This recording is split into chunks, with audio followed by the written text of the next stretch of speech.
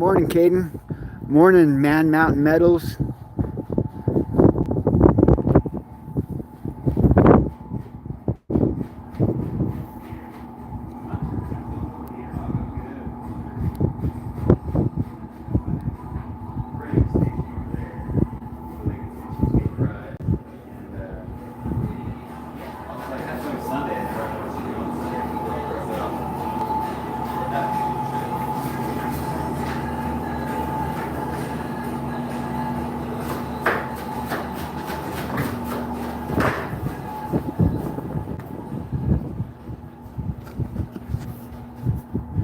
Good morning.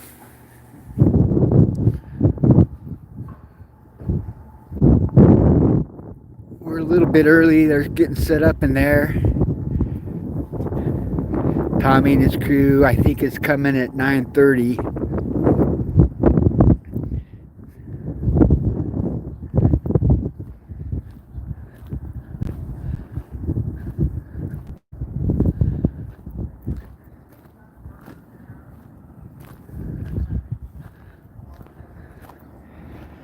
This is Rock Park, Portford, downtown Port Orford.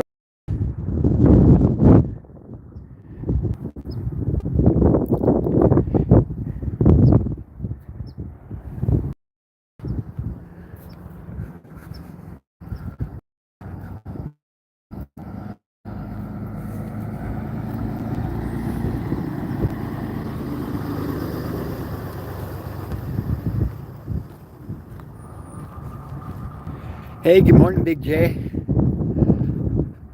We're a little bit early. I totally guessed on what time. I thought they were meeting up at 8. I thought scheduling the stream for 9 and then starting it early. But, hey, good morning, Karen. Tommy and his crew is supposed to be here at 9:30. And we're getting set up in here.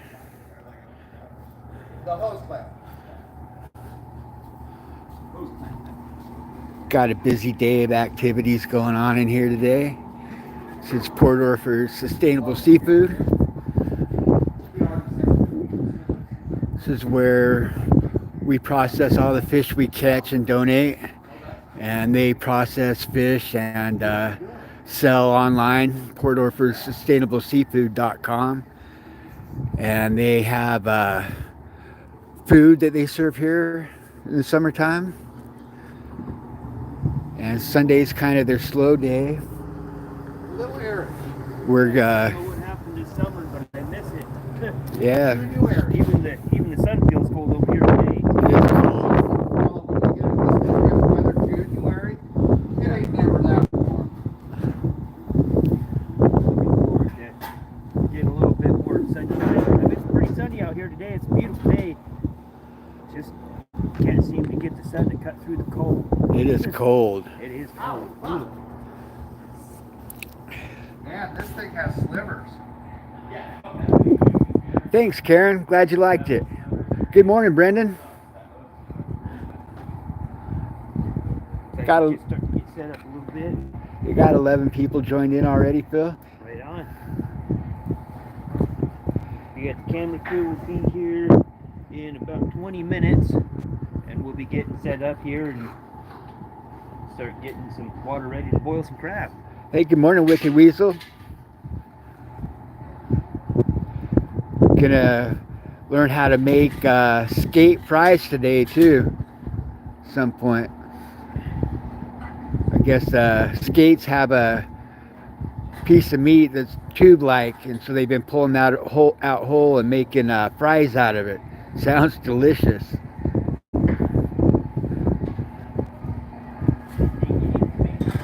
Not the variety at this point.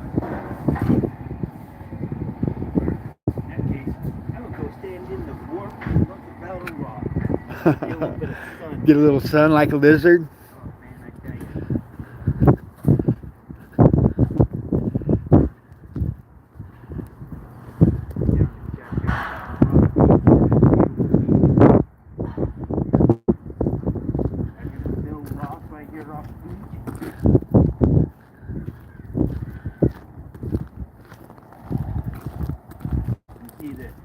rocks down there, Marine Reserve, way down the hill there, and then Island Rock on the outside.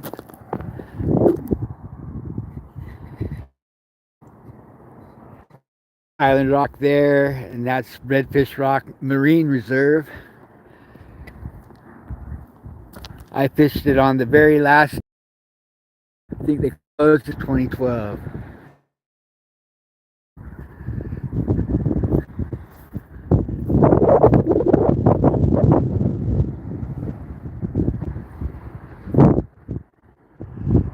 Downtown Port Orford over there. Down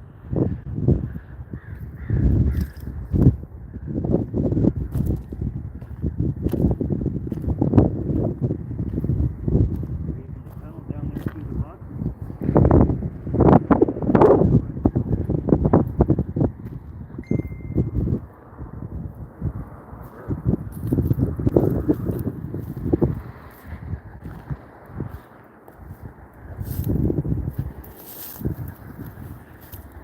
It's a nice, easy access beach.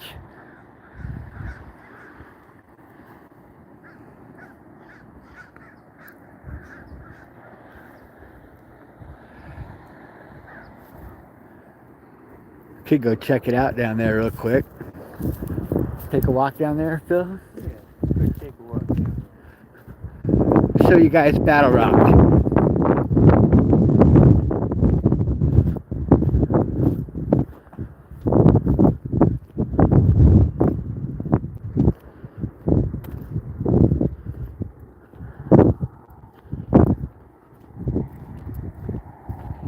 Morning, Daisy May. Morning, Daisy.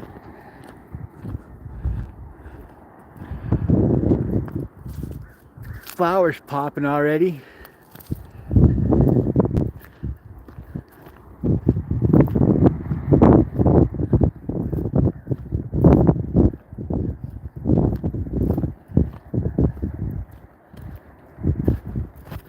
It's killing a little time until Tommy and his crew gets here.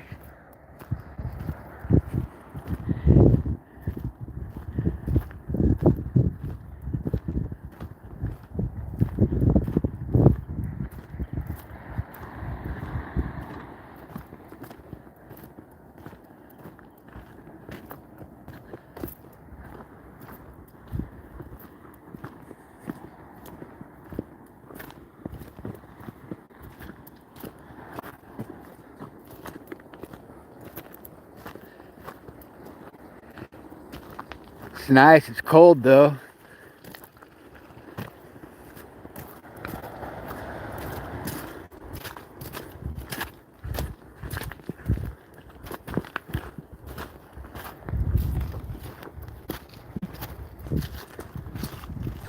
You're welcome, Daisy. We're just killing a little time until Tommy and his crew gets here.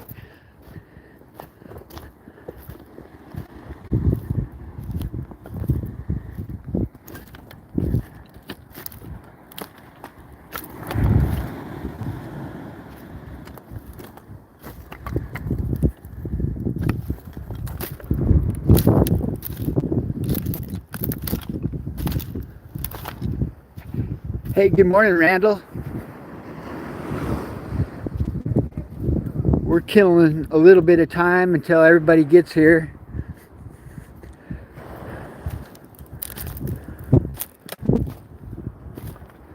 Should we hike up and check out the rock? It's been years since I've hiked up here. Unfortunately, it is too high, Joe. We might be able to check it out from this side. Morning, good to see you, Joe.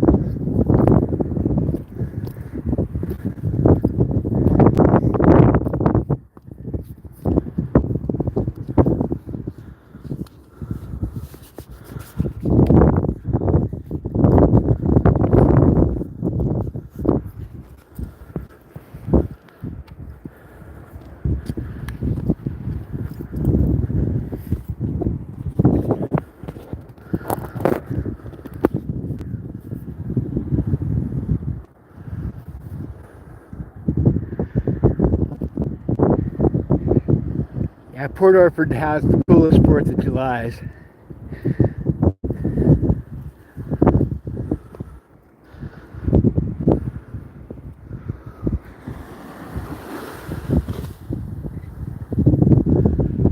Morning, Smurfy. We're killing a little bit of time until everybody gets here.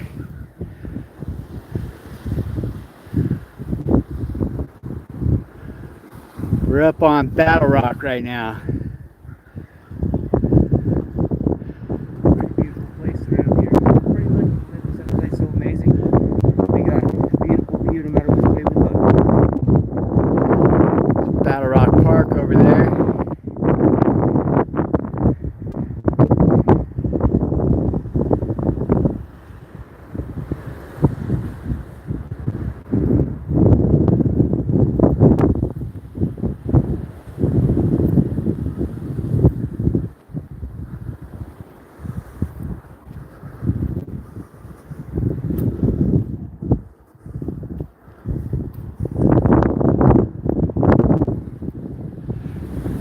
It's the ocean, first kind. Welcome. Yeah, we can, Daisy. We'll go check it out.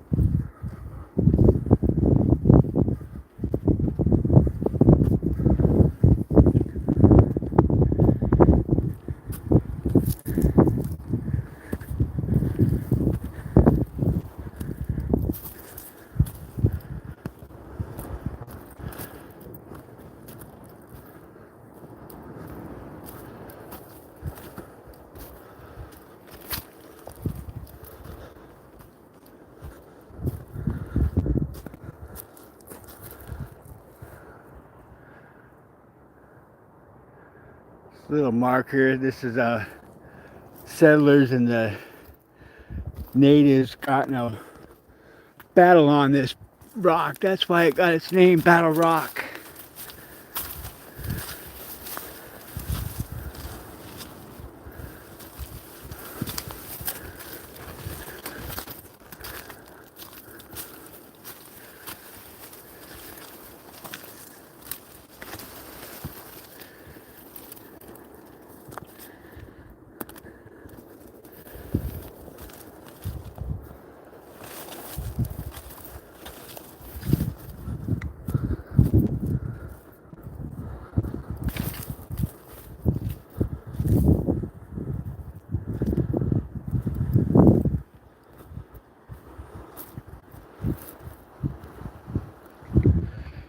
I've heard that people get poison oak up here.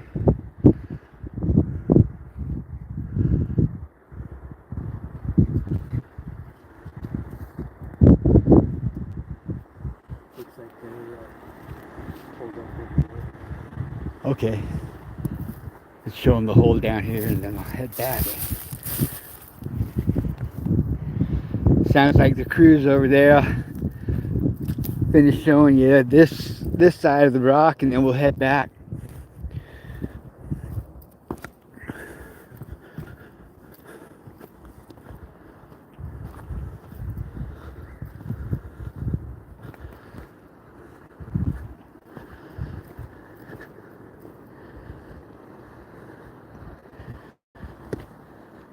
Hey, good morning, Scotty.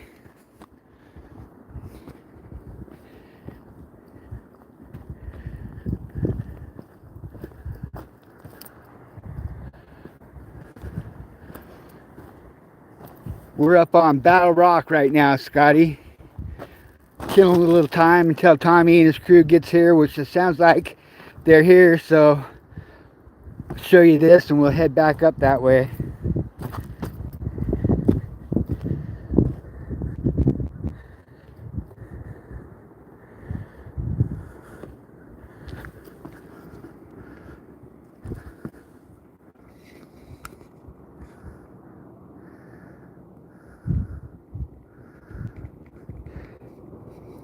That's a good idea, Joe.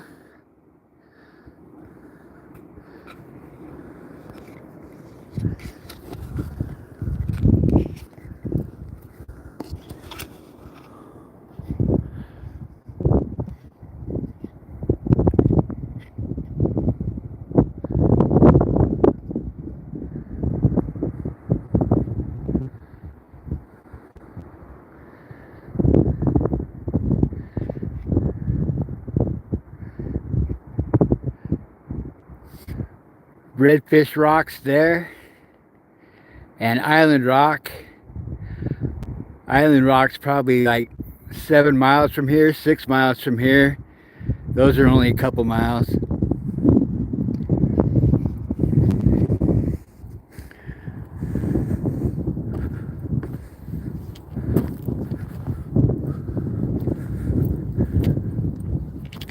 I think Phil must have headed back already.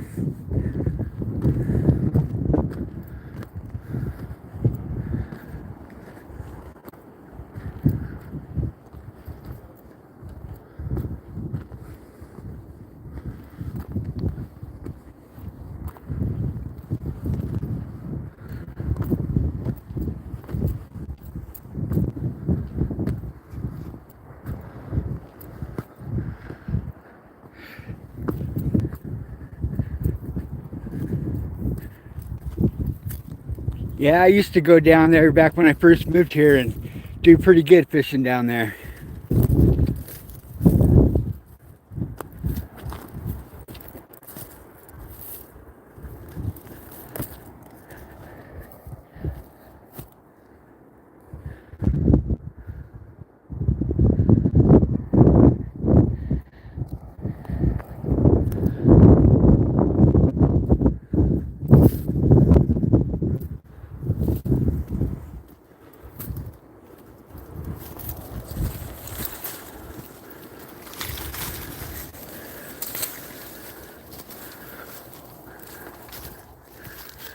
This is probably where you might find some poison oak in this area.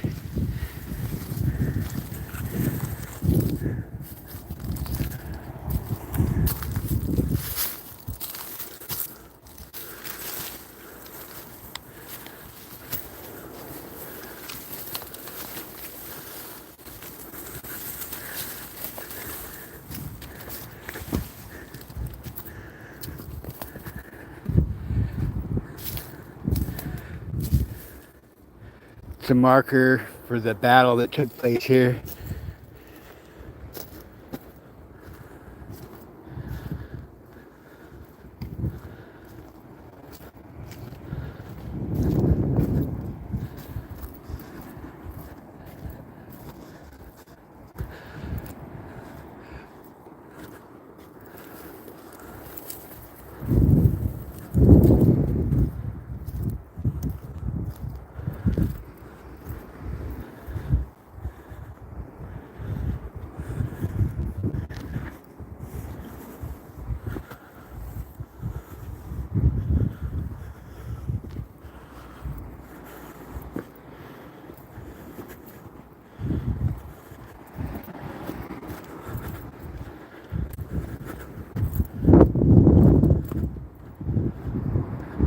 Hey, good morning, Patrick.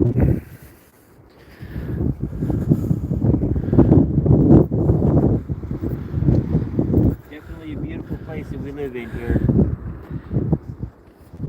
No matter how many places I've been, I always come back. It's where Poss is right behind that building there.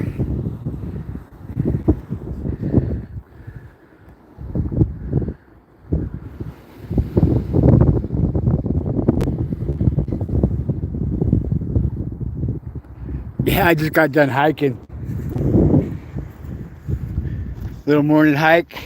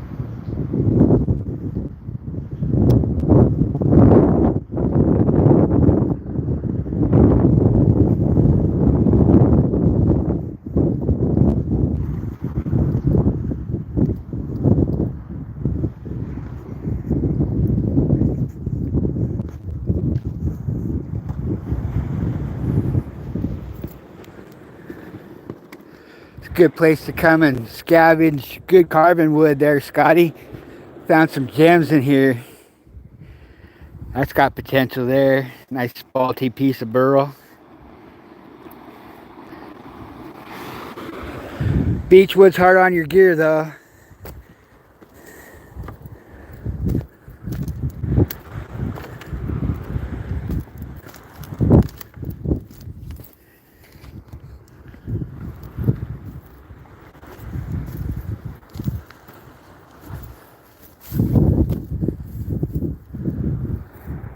Yeah, sometimes you get lucky, find a piece of old growth redwood in here.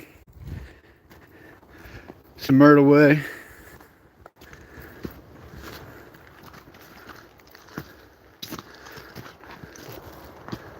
There's better spots though that are less off the beaten path.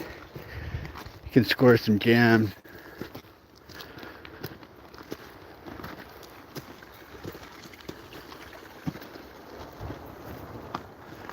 Yeah, you could drive down here. It's not too bad. I've seen it worse. Nice, Scotty. That's the well-traveled redwood there.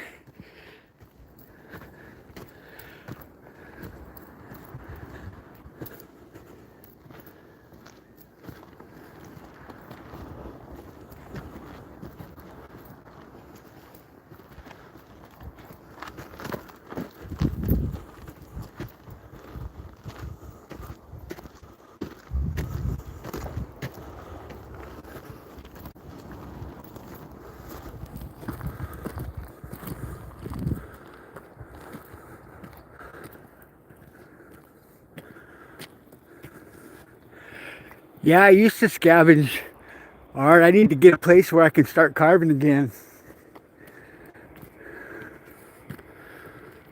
Still got a lot of stuff in storage.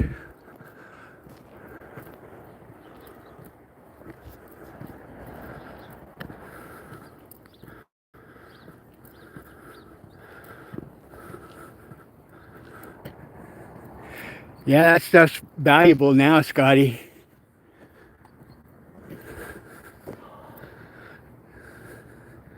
They used to cut it into 2x4s and build spec homes out of it. Now it's highly valuable.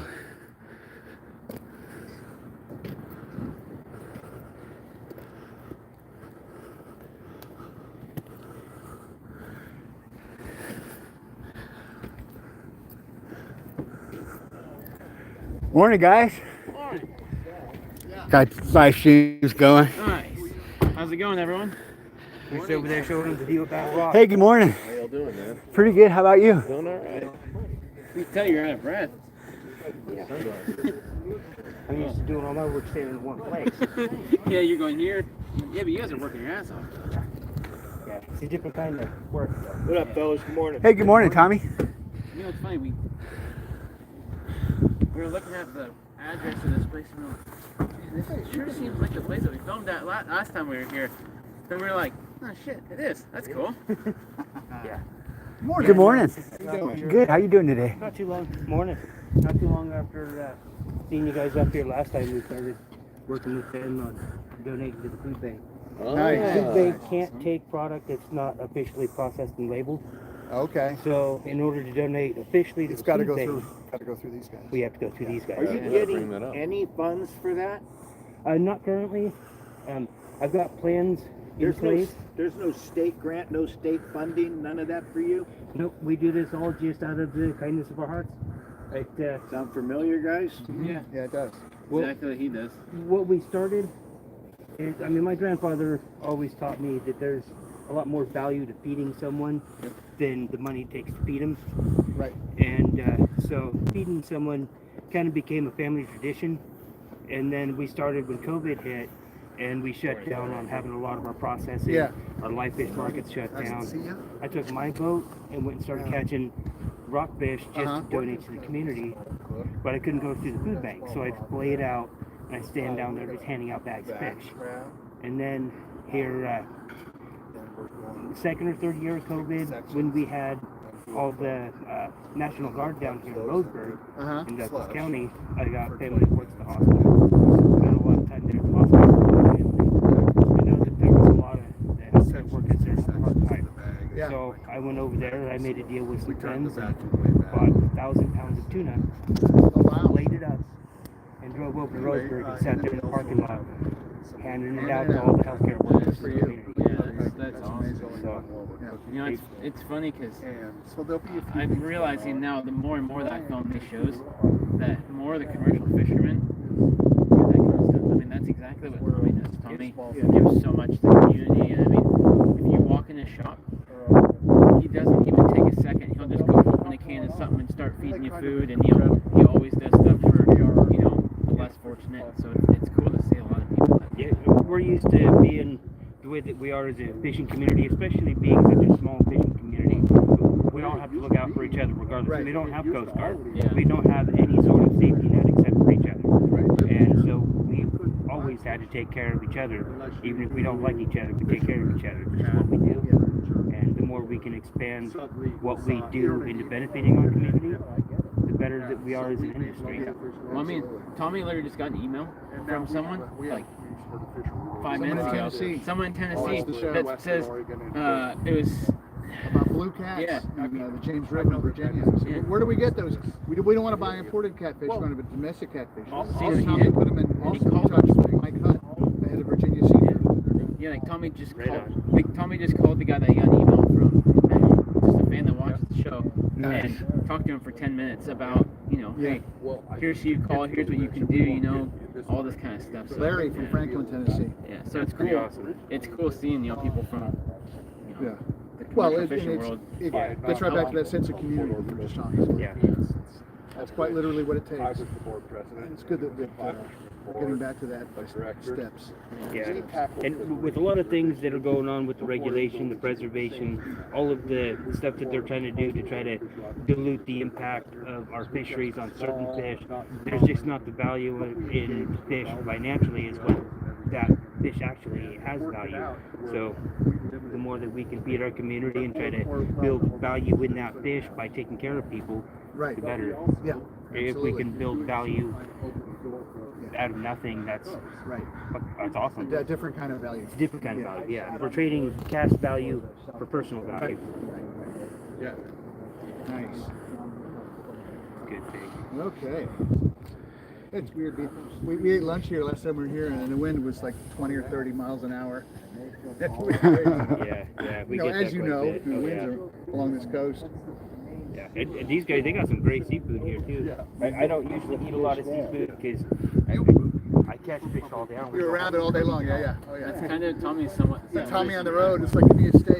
Yeah, he almost never orders seafood out because he's around it all day, every day, and he eats so much of it back at home. We normally do barbecues, and I cook all kinds of stuff down here. Fish is rarely one of them. There you go. Well, with our food bank stuff, we donate what we can to the food bank, but the food bank also gets stuff in package sizes that's too big for families, and they can't break it down and repackage it. Oh, okay. So when we donate product to them, they also in turn donate some of those materials back to us so that we can feed the community and have a community barbecue down at the port. So we feed them, and then they take resources that's If you not utilized by them and then give it back to us. If you'd be okay with it, we'd like to get a mic at some point. Get a mic on you and have you walking and talking with Tommy about the value of feeding people versus the value of money. Not to oversimplify it, but that would be a great soundbite for the show because that's at the core of what's going on feeding America. Right. That's what the whole. And we've got this show and Ranch America are both about that. Right on. Feeding America. Pretty awesome. Yeah. Hey, good morning, Cindy. Morning, everybody. Thanks for joining us today. Looks like it's a nice sunny day, but I sure wish somebody would turn that heater on. Yeah, it's cold. Man. I don't live far from here. I live, like 10-hour, 12-hour drive, but it's so cold where I live. I live in Northern California. It's We were in It's cold. Ketchikan, Alaska several years ago filming at a cannery, a lodge where a cannery used to be. And all the houses looked a little bit like bunkers. Right? There was a lot of them were beat up weather-wise. I was like, did you guys have the storm? And they went, oh, no. We regularly have 110 mile an hour winds. Oh, regularly, okay. I see.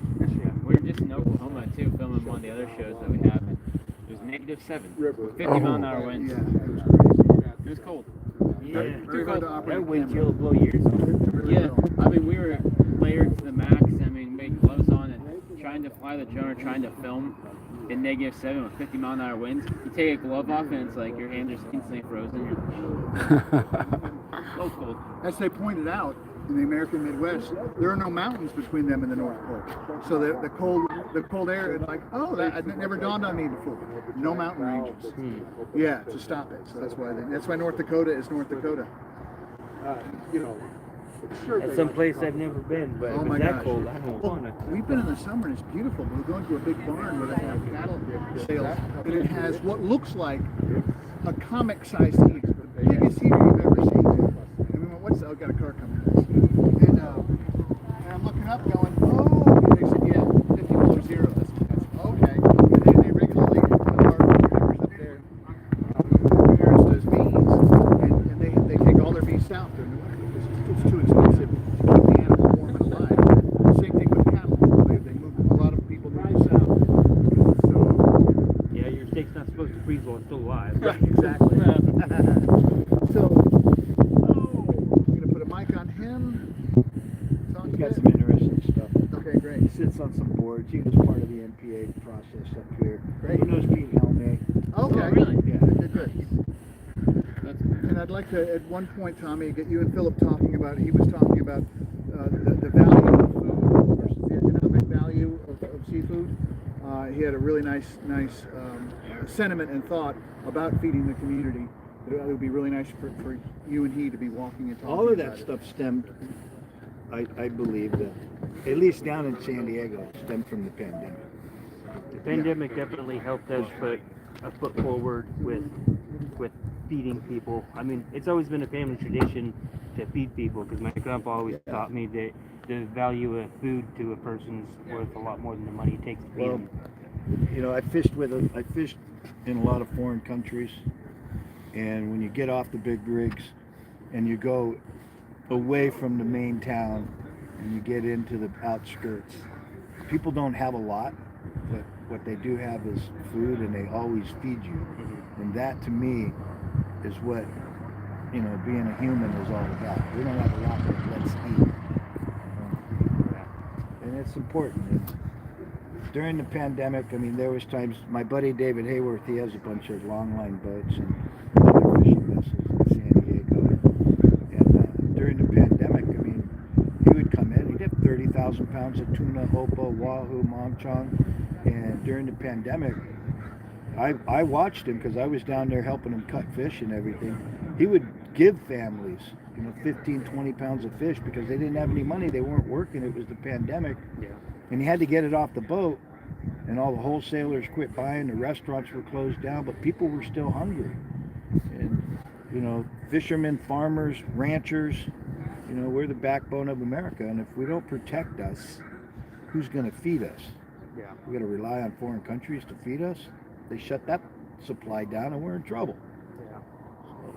Yeah. When we started the pandemic, I still had my first boat that I had bought was still up and running before the motor completely blew in it, and everything shut down, and people were out of work. And there was a lot of people that just needed a little extra food, so I took my boat fishing, and I went and caught a bunch of black rock fish, and I'd come in and sit down here and hand out giant bags of rockfish all day long just to try to feed people. And then the following year I made a deal, traded one of my generators to one of the boats down here that needed it, and he made a deal with me for a pretty good deal on some tuna. And the Douglas County healthcare system is pretty taxed by COVID, and they had a national guard over there and everything, and I got a lot of family that works there. They've taken care of my family a lot over there, so I went over there and handed out 1,000 pounds of tuna in Ziploc bags, just handing out to all the healthcare workers. It's what we do, you know. Feeding America starts at your shoreline, and I don't mean from foreign countries. You know? Good times. It's one of my favorite things about my channel is showing people, because a lot of people have misconceptions about fishermen just not caring and destroying the ocean, but we take it seriously. We protect the ocean. We care about people. We feed people.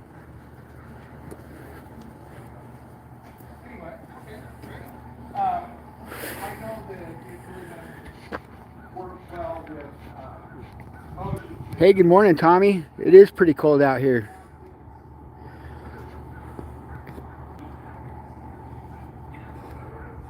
It's, I'm just going to be kind of hanging back, taking behind the scenes footage of them filming a TV show here shortly. They're getting all set up and getting dialed in. This is our regular, this is Saul. We Sarah Howland, she was on a chef competition. Anyway, Tommy the Fishmonger, you ever heard of her? That's my blind spot off my dog. This is just... Yep, I'm the cameraman. The cameraman always lives, Smurfy. So that's why, that's my plan. Gift certificate. This is our mailer for our Spirit Sport Fishery. This is fresh versus frozen. It's a study that we did through EcoTrust and the OSU, their seafood lab of Portland. Our black pond has been the baseline that they've used, and they've sourced fresh from like new seasons and high end. Yeah. Anyway, and we kick ass all the time. Even our stuff after it's been frozen. Well, that's for great. years. Yeah, it would be nice to have you talking about some of these on camera. Yeah. Here's our little scan. Yeah. This is our wholesale purchase sheet. This is just our value. Yeah. Anyway, Nice. this is, we put these up, our drop sites or pickup sites, we are our community partners. And they're mostly breweries and food,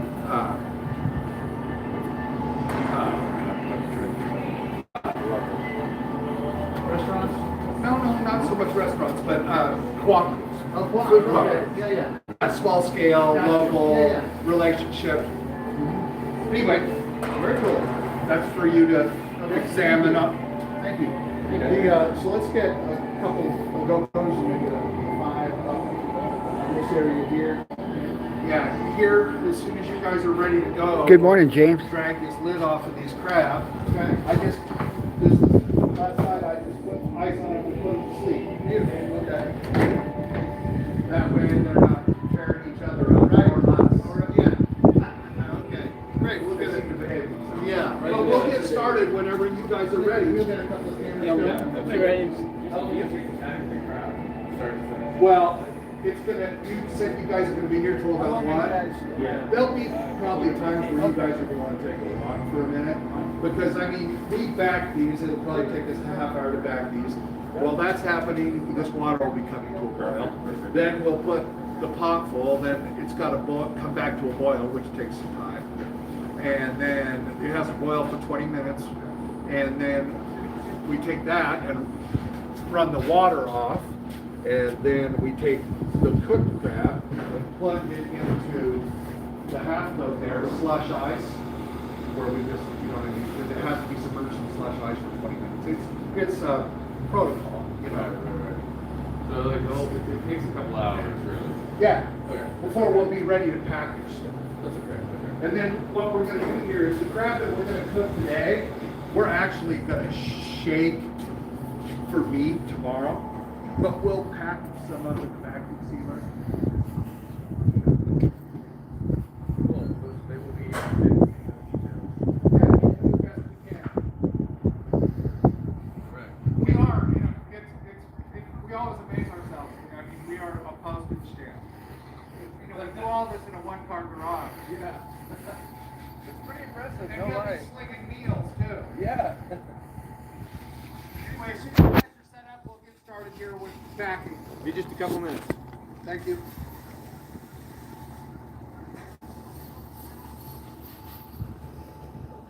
Go over here standing there.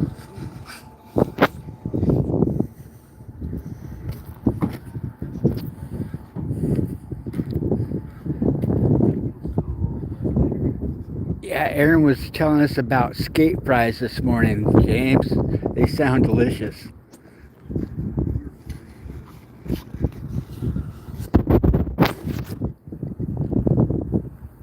said they were going to do some up. Might be able to film them doing that today.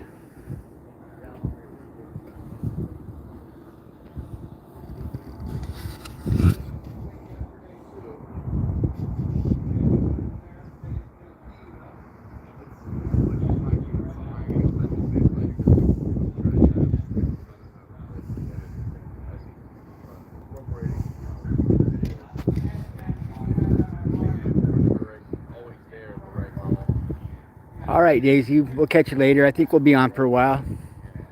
Sounds like at least a couple hours.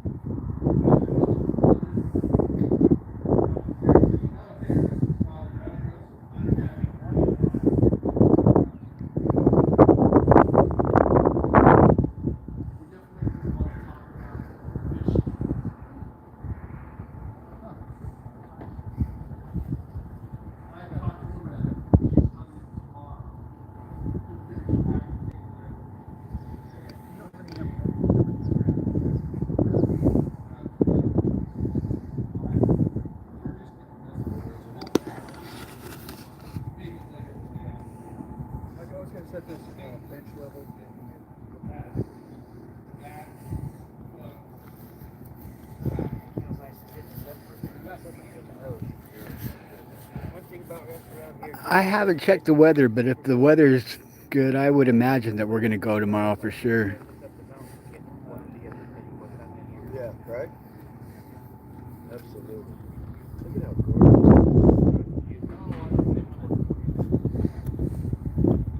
That's hard to not take pictures of that, isn't it? Haven't taken pictures all morning.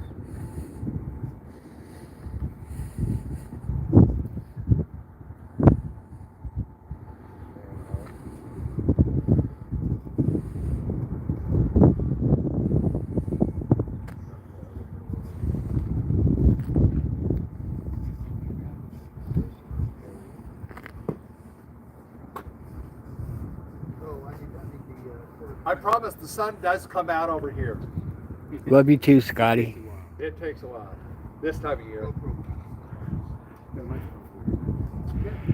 They're on ice, Murphy. I think they're going to be real cooperative. They're still alive, but they've been on ice all night. Yeah, if you cook them in bulk when they're still nice and lively, they tear each other apart and kind of shred each other. But to avoid that, they ice them down overnight to get them nice and relaxed. So they're pretty much dormant when they put them in the water, so they don't tend to flail around as much.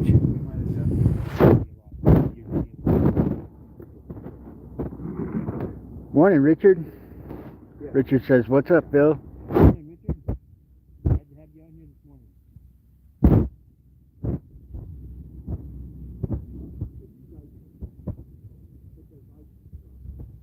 Hey, good morning. Mike and Aaron up.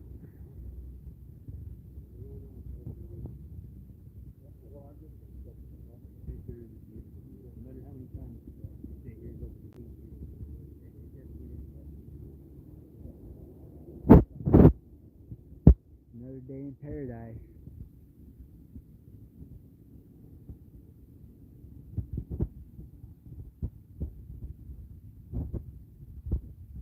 Our bay can be deceiving. It looks nice in our bay, but it's not very nice out front right now. Doesn't look worse than yesterday though, as far as the toothiness of the ocean goes. Yesterday wasn't terrible.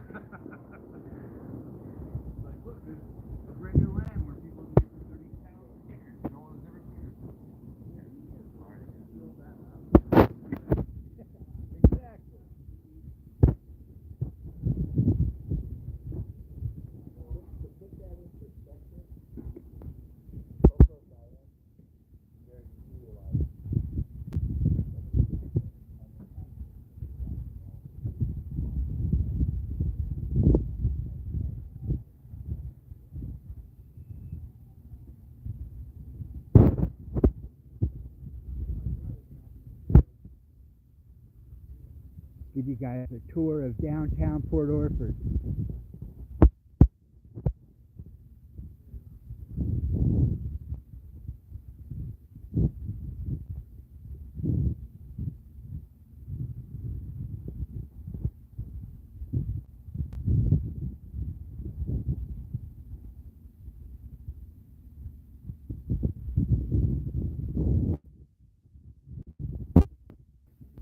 And this is it. This is the heart of downtown Port Orford.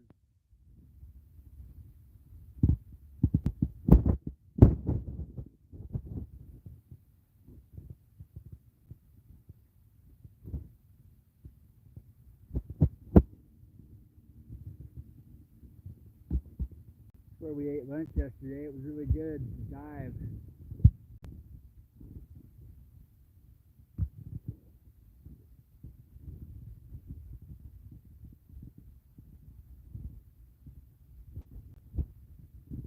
It ended up being $2.50, Scotty. My guesstimator was a little off.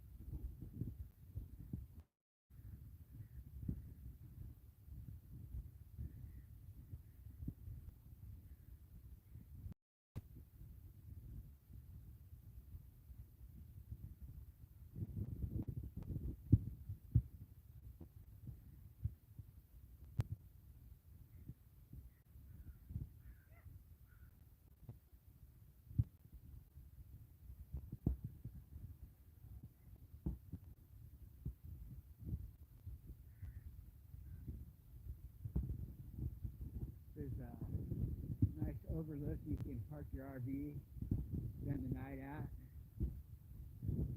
Best easy access view in town.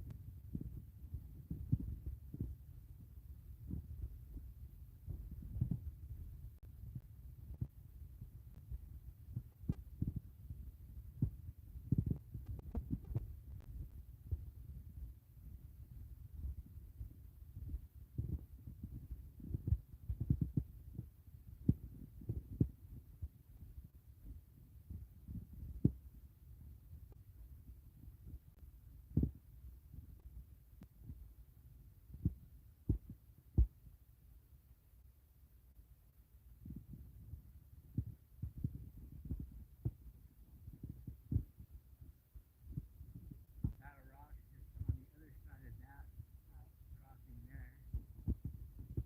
Everything's real close.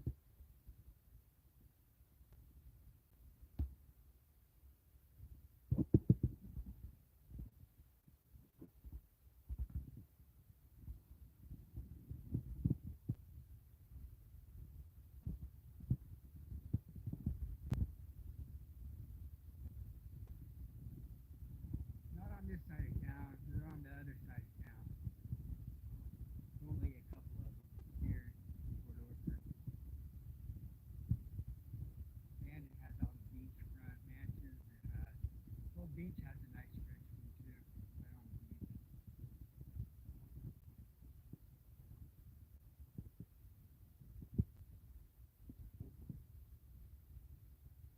There are some big homes, but they're mostly up in the hills here.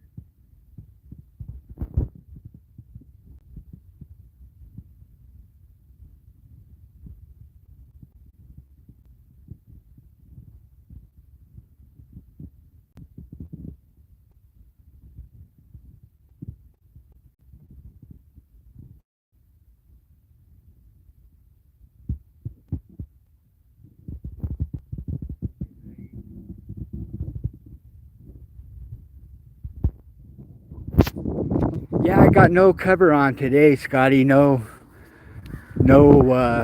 case blocking the sound. And I ordered some Bluetooth mics. Amazon lied to me. They said they would be here yesterday, but they weren't. Or no, that was Friday. They were supposed to be here. So hopefully they get here Monday.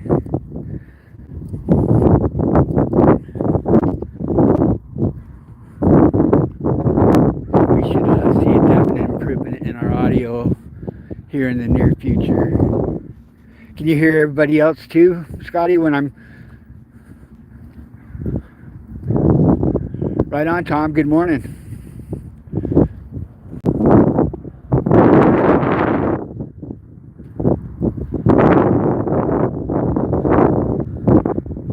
Nice.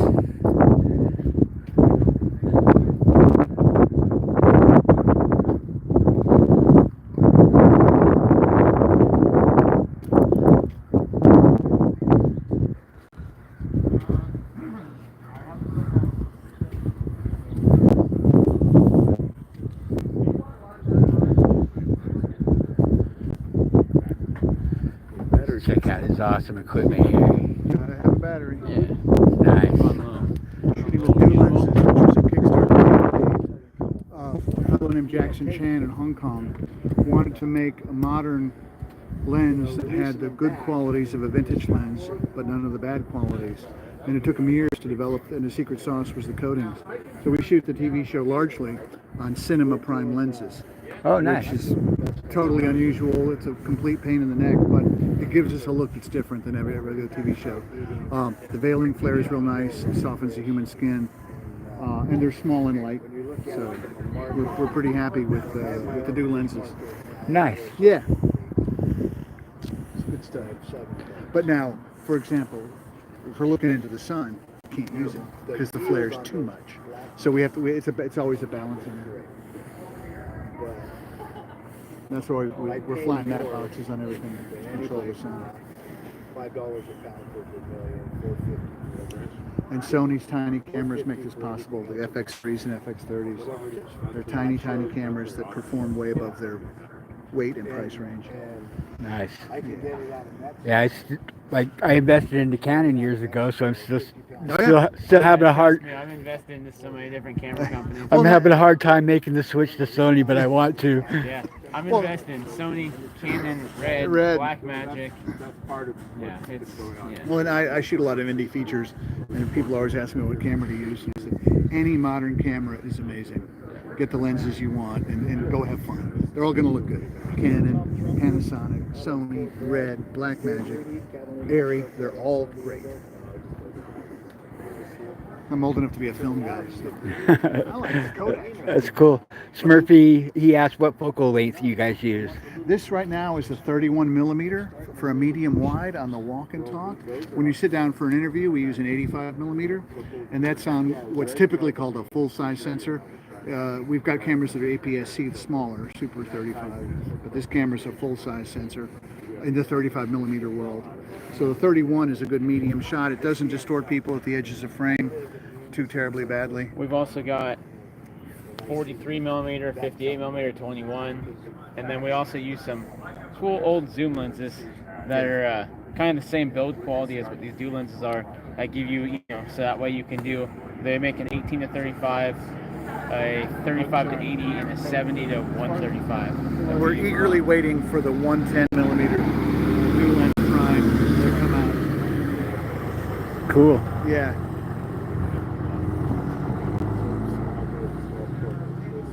For example, when they went out with you guys the other day on the boat, we had zoom lenses because there's no way you're going to safely change your prime lens when you're on a moving fishing boat with salt water splashing everywhere. Same thing if you're in a dirty environment with dust. You don't want to be changing lenses. Right. So in that case, we go with a zoom lens. But in a situation like this where it's controlled, we go with the primes. Here's one of the setups that has the zoom lens on it. So it's DZO film to 70 to 135. It's a great lens that kind of gives it somewhat of the similar look to a the soft kind of look like the new lenses.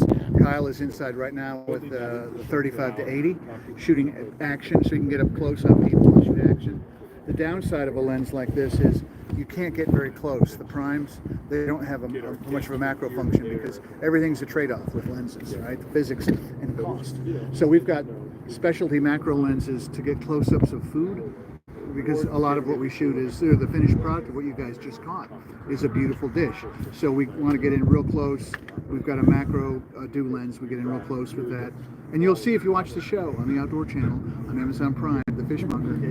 Right you on. can see it's kind of great because we get to eat after we film it. We get to eat the food, which is wonderful. But we go to a lot of different places that have a wonderful variety of food, and we get to photograph it and make it look pretty, which 99% of the work's already been done. We just have to get enough light on it to make it look in a certain way. Nice. Yeah. So we have a lot of fun. Oh yeah. Got to know these things. But And the hero, I don't know, did he show you the hero shot from yesterday with you guys? Yeah, there at the end. Yeah, that was cool. That was great. Yeah. We appreciate you having the patience to play along with us. Oh, we were stoked to play along. Good. I'm looking forward to seeing the show. And that's what makes the show work so well. Is that with these shows, they've got Tommy Gomes on Fishmonger, River Class on Ranch America. He's a fourth generation commercial fisherman who runs a fish market. His interest in the fishing world and feeding people isn't casual. He literally grew up doing that. And so him interacting with you guys and what you do and other people with what they do with the fish, the seafood market in America is genuine, and that's why the show works. I think we're in the 5th season. It's people love it. So. He got an email from a viewer earlier today, asking about blue. Where he's in Tennessee, where can I get blue cats? Well, you talk to Mike Hutt in Virginia, because blue catfish are invasive species that happen to be delicious. So they go out and shock. Blue catfish are sensitive to a frequency that scaled fish are not. We went out with them and they zap the water and the blue cats come to the surface and they scoop the big ones up and sell them. Nice. It's amazing. Yeah, it's astonishing. It's like, wait, you do what? And so it's things like that are fascinating to learn and be exposed to. Yeah. Nice. Good stuff. Yeah. And the work that the oyster people are doing to grow oysters and preserve a lot of the coast in the Northeast from the storms. They realized, oh, wait a minute, oysters have been doing this naturally for millennia. Let's help them a little bit. So those industries are working real hard at keeping the population up. You know, they're not like you guys. They don't want to depopulate the species. Mm-hmm. So they keep a real close track of it. And know they're doing a good job at growing shellfish. Nice. Yeah, it's impressive. And it's technology that again, I would never have been exposed to if not for the show. So it's kind of great. We work with John Williams out of New Bedford, who single-handedly developed a singular species of crab, the red crab, that lives where the continental shelf drops off. So he's got a fish for it by dropping traps down, and the traps are caught by the current, and they come down like that, and they have to land at a real specific place. And of course, they only catch the male crabs like you guys do. And it's remarkable. He developed that entire species, brought it to market. There's so many fishing things that are just pure genius. You hear about, Benjamin Franklin, discovering electricity, but nobody ever talks about who figured out how to get like salmon gurdies dialed in, Right. Exactly. I don't even know who did it. In my opinion, he's one of the greatest geniuses that ever lived. That's exactly right. But yeah, it's a lot of amazing tech, and it's a lot of interesting tech where tech isn't the right word. Policy, getting back to making it sustainable in a genuine sense of the word, not the whimsical sense of the word, and figuring out how to get what you guys catch out to a population effectively, right? So they can afford it. It can be fresh, all of those things, and we're like I said, we go all over the country. I'm back. Okay. Let's see what's going on.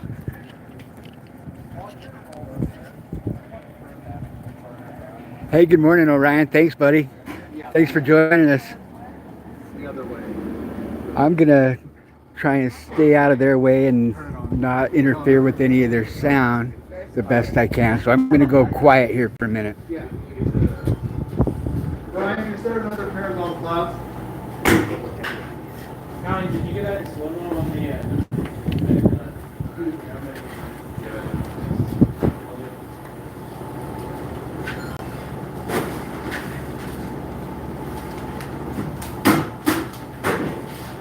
Yeah, this is something you can kind of do as you dance around. It's really not, we can't all be there, but they all need to be done. Hey, but what color time you want here? 4,500.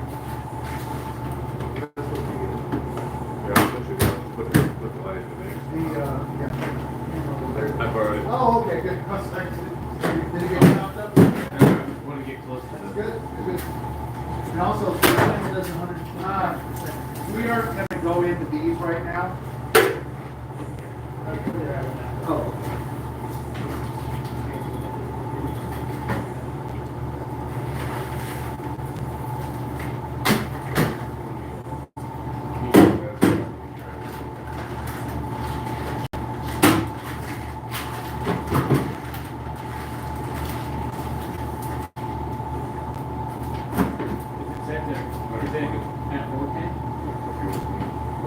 This is going to work. There's too many cooks. Too many cooks. So you got it, Ryan? Yeah. Okay. So I'm going to do the last one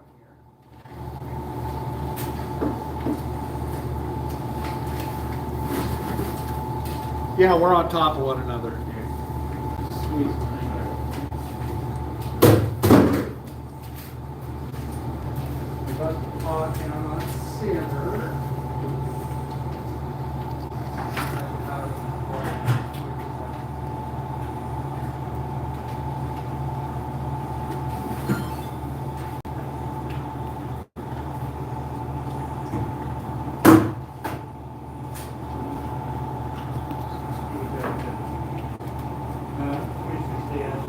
Yeah.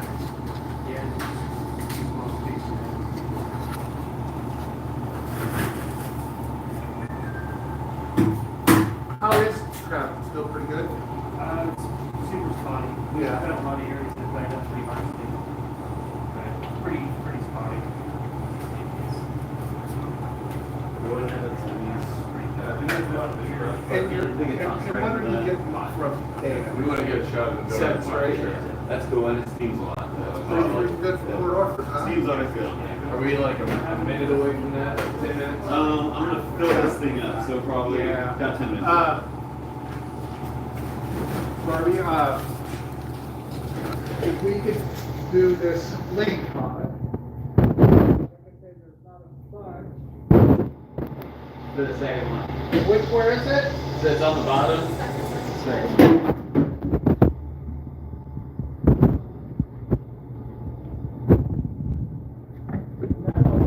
Down right.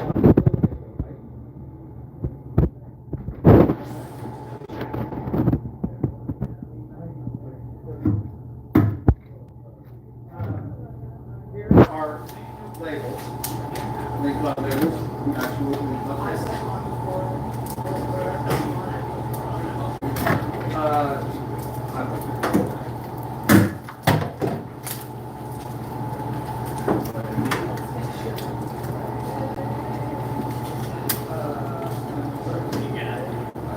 Oh, I didn't mean to mess up your shot. Oh no, it wasn't. It wasn't even running. Okay, It's good. off. I'm gonna put it over the pot though. I'm trying to stay out of you guys' way. Oh, do your thing, man. No worries. Right on. Thank you. Yeah, these guys have been iced down all night. I doubt they're up to any kind of crabbiness right now.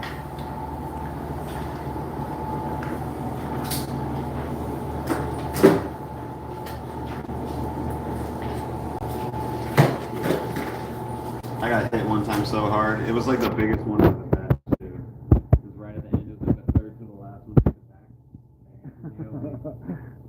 They're were all nice and peaceful till that one. Oh, yeah, and he yeah. got you. He got me so hard. He was down there plotting you. Well, that's what it feels like. He saw me just kill like hundreds of his friends. He deserved it. It was fine. I was like, yeah, you get that one. We'll be right back to film the next step of that. Yeah, no worries.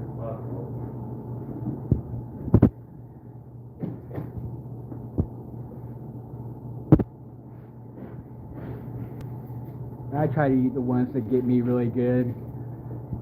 I try, Oh, yeah. try and set them to the side and eat them myself. Totally. You're like, oh, I remember you.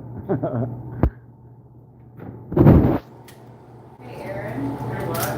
So you want the full setup here because normally I have. Yeah, we'll do that. We'll do that. You want to try? Yeah. Is it okay if you do this over there for a minute? Sure. Okay. You can use that one or you can use that other one. Okay, well, let's just do this. That one fits better. If you lift that up real fast. You were a little violent. I gotta stop taking them out and put them over here.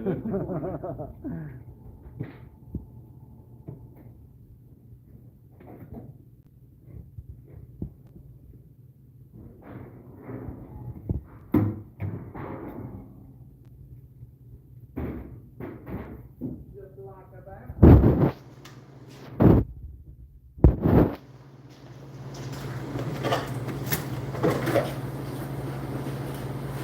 Want me to tip that, move it towards it? This guy, sure.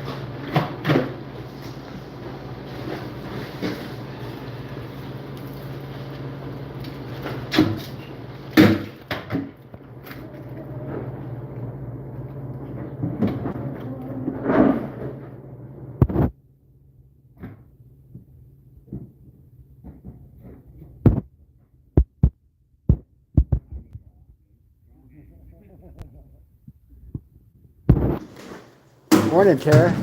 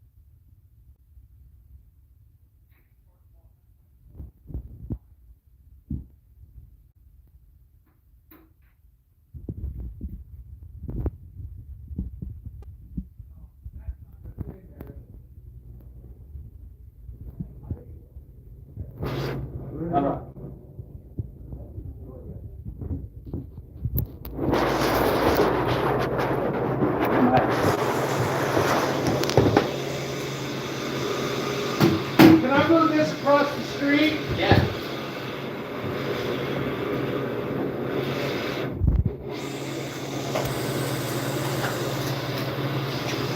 How far out are you on the 5 minutes before, maybe less. I think it's the bulldozer effect.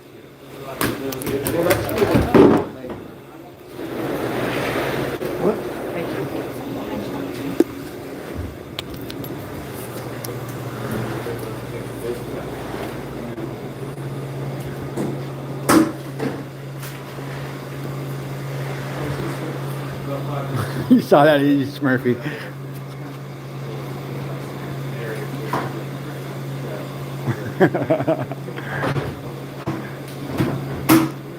How's that? Right?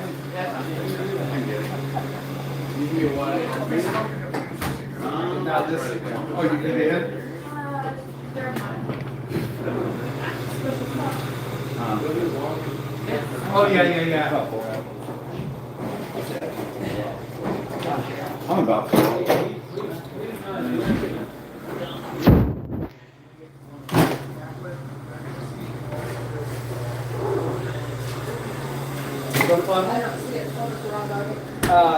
Where's the funnel for loading packages?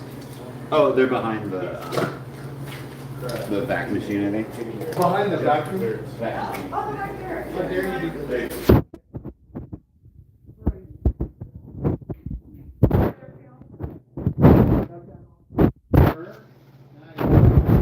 But it won't be long, and we'll turn it up and get it rolling and We are ready to drop the button in.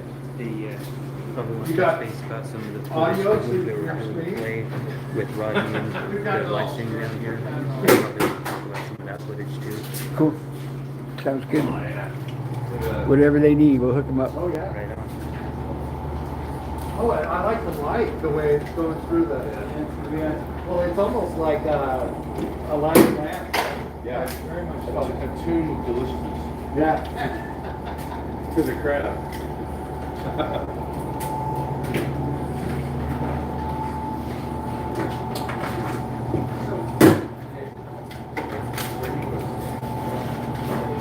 Aaron, do you want to do all of those at once?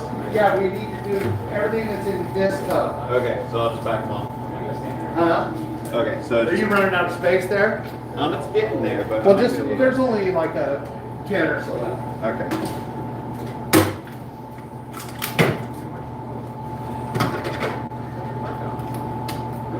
Hey, good morning, John.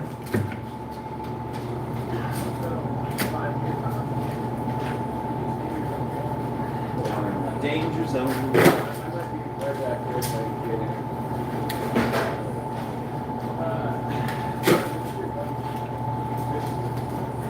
This is a limit. See the bottom above there? That's all we're- You get Bob, Tommy? That's funny. Might have been the one that got you.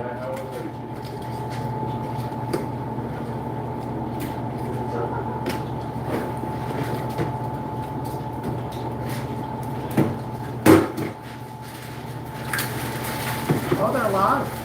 Oh yeah. We got some zombies over here trying to get me after a fact. You don't let them have to set you up. No, that's good. Yeah. Right, John?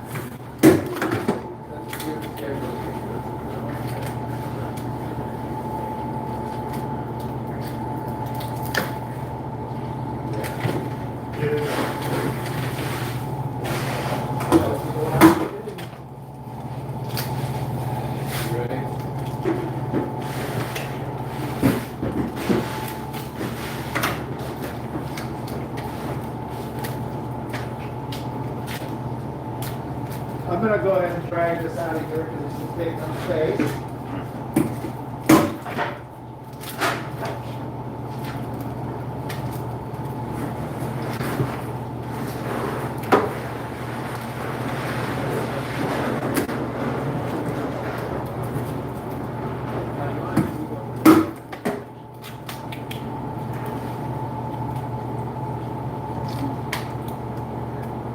Hey, Brian.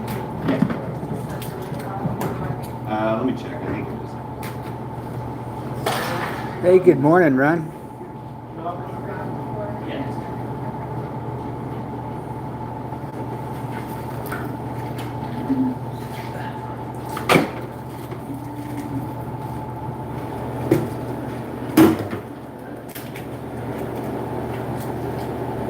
Yeah, it doesn't sound like an airport.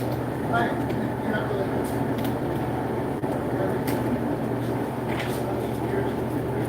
Just for the sake of how we can point together, where were you guys standing in relation to the time as you pour the map? I think right here, the two of us will carry that top up and we'll dump it in there and we'll just kind of tap it down. Says here they should all fit. Okay. Alright. Hey, good morning, G-Man. Yes, we're rolling oil. The thing about it is once you put the whole crab in there, then we have to wait the time to cook. So back to the oil. So there's a little lag time. Pile of crab there.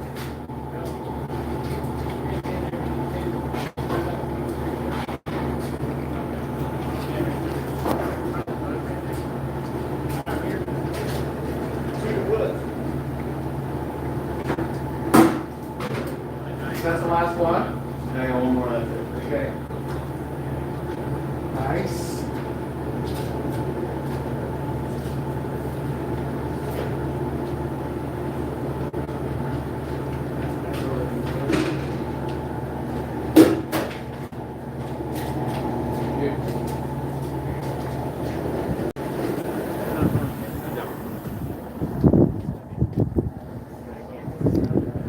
I'm gonna stand back here so I can stay out of their shots.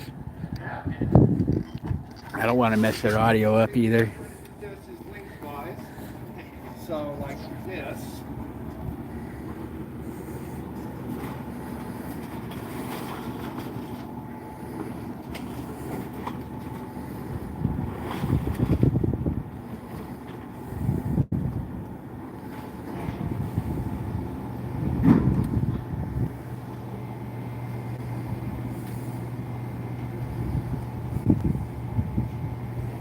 You want to tell us a little bit about what you're doing right here? Well, just packing it down so the water will boil up over the top of the crab that's on the top. And it'll also be steamed due to the lid on top. So right now, cooking protocol is as soon as it comes back to a rolling boil, 20 minutes for the cook. Then we take it out of here, which is kind of, we only have one handle on this pot because it's 4 hours. And then we plunge that into an ice bath for another 20 minutes. But anyway, we start timing once we get back to a full boil. It won't take long. Beautiful. Love the action. It's delicious. So what are we doing, Tommy, here? What are we doing down here? We're warming him up at the moment. I know that. But don't we kind of want to get involved with all this? We want him talking to him about the process. Yeah. 'Cause I don't know that he can actually help. Space.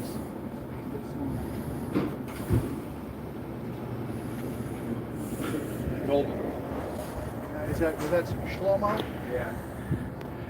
Morning, Glacier Shark. It's a show on the Outdoors channel called Tommy the Fishmonger. Or I think it's just called The Fishmonger on there. They filmed us yesterday catching the crab, and then today they're filming the processing of the crab. And we're donating this batch of crab to the food bank. That's what got them interested in doing an episode about us, was that we donate a lot of fish to our local food bank throughout the year. I think last year we delivered over 1,000 1-pound packages to our local food bank. So, what we do with the backs is we return them to the ocean, and that's our small effort to balance ocean acidification. The back. The back's off the ground. Bill, you want to come back over here real quick? Anyway, we dump those back in the ocean, and it's full-on calcium shot. We find ocean acidification. Sorry, I need to make it clear. It's our small. Right. Every bit planet. Every bit helps.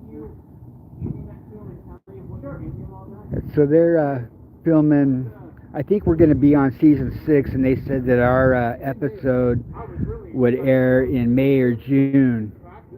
And we were interviewed by them last year, and they've used a lot of my footage from my YouTube channel on one of their shows last year. And that's all available on Amazon Prime, if anybody wanted to check that out. It's our little calcium shot. Small steps. Thank you.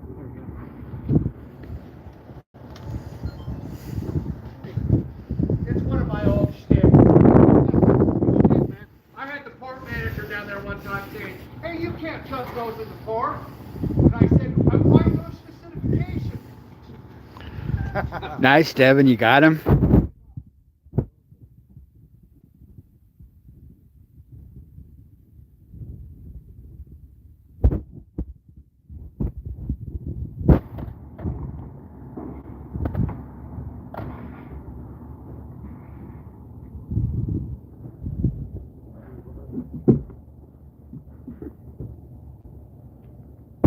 Nice, I'm glad you had a good day yesterday, Devin. Yeah, it's a pretty sweet camera. If you scroll back, he explained a lot about their photography equipment earlier in the stream.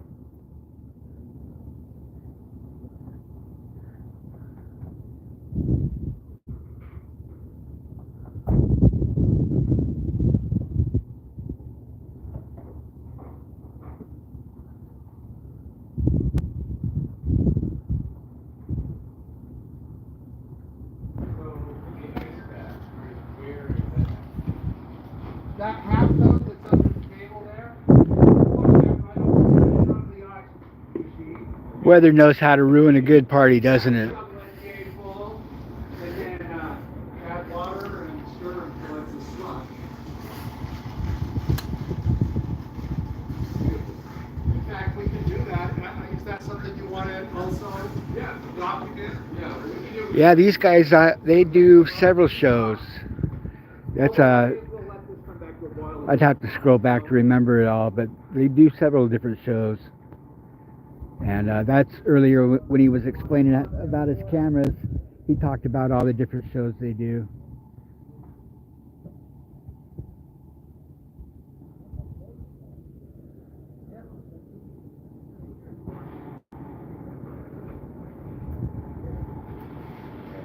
Yes.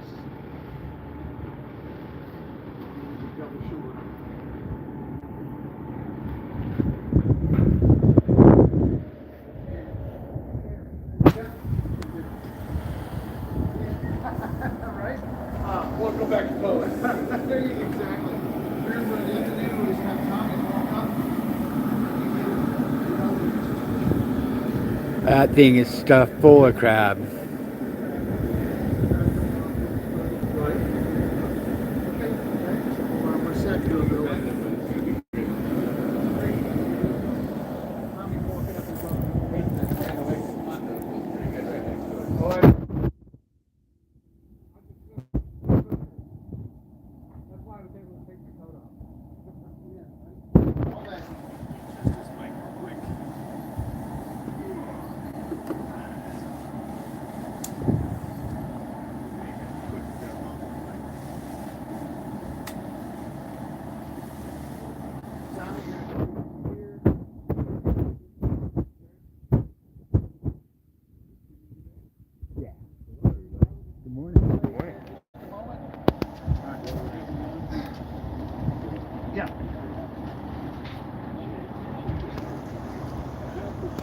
been a really cool experience. These guys were awesome. Working with me live streaming yesterday. Really good bunch of guys. You're going to stand like this. Aaron, and we're going to talk over the counter. Yes, sir. Okay, I like that. Which is great. That's what you do. Yeah, and again, the elevator speech version. Yeah.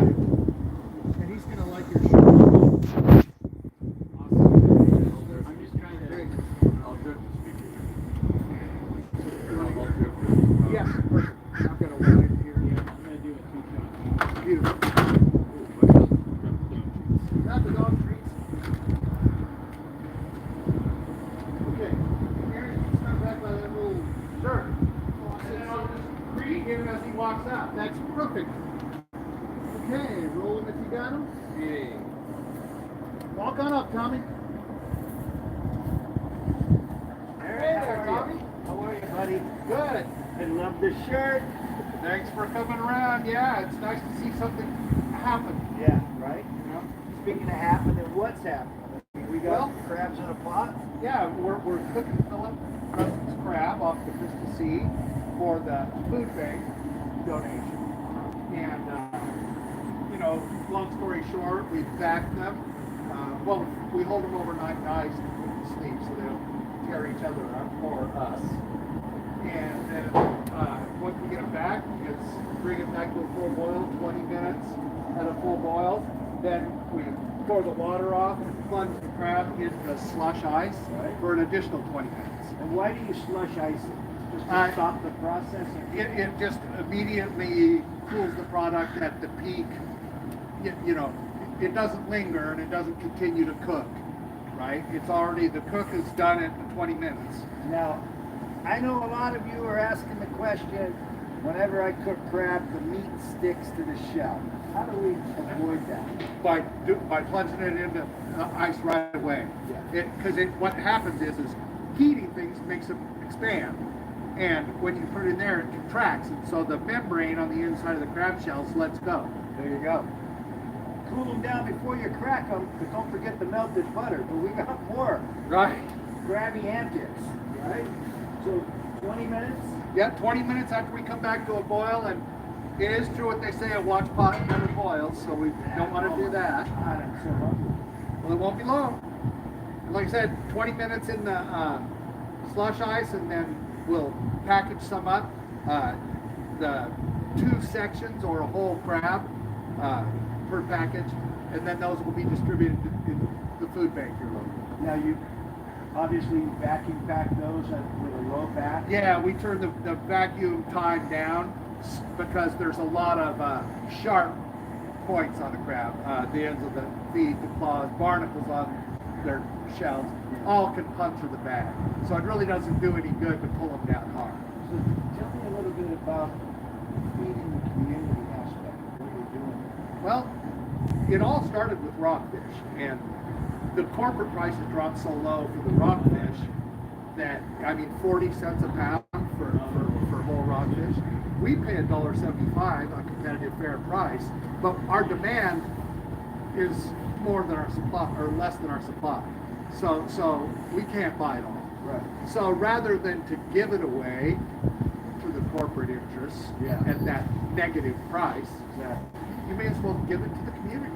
Might as well And lift up those that are in need, which are a lot of our friends and neighbors. Yeah. Well, everybody's hurting a little bit. Yeah. Where it's at. So you're telling me the dockside price is $1.25? The dockside price for crab is $7. Yeah, but rockfish. Rockfish is, I pay $1.75 for it, but some species of rockfish take as much as $1.25, but some of it's 40 cents, like black rockfish and blue rockfish, and some of the more common fish that perish during the live fish fishery. People fish for live fish, and then those go for a premium price. So for my guys that fish for me at Tunaville Market and Grocery, I don't want to hear anything about me paying $4.50 and $5 a pound.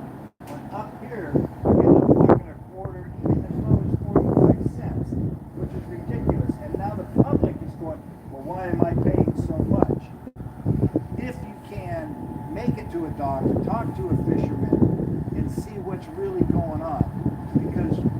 fish comes off a boat, we still have logistics to get it to where you're at.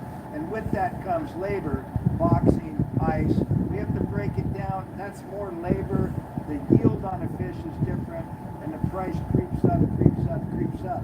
But the bottom line is we need to get your American fishermen and women a living wage when it comes to quality seafood because they are the best. And it's one of the most dangerous professions. So there's a massive risk factor involved. Want to keep that in mind. Good. Nice. That was brilliant. Nice. Perfect. Now, did we get Aaron talking about recertification? Yeah, I did. Yeah, I spelled that. Yeah, that BS line that I got. Did you guys hear all that pretty good? Well, the crab, or the port manager one time, I was dumping a tote of crab shells and backs off into the ocean. He said, hey, you can't do that here. And I said, look, I'm just combating ocean acidification. This is calcium shock. I said, this is, it's small steps, but this is all I got. Anyway, shut it right up. Thank you. Wonderful.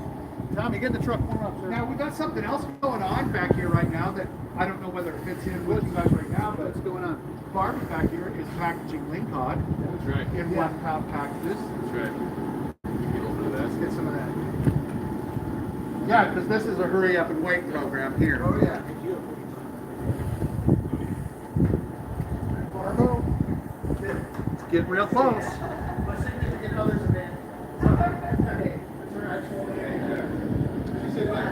Yeah, exactly.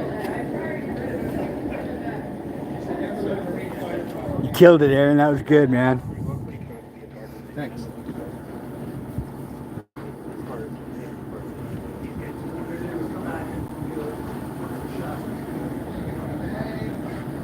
Hey, good morning, David. Good morning, G-Man.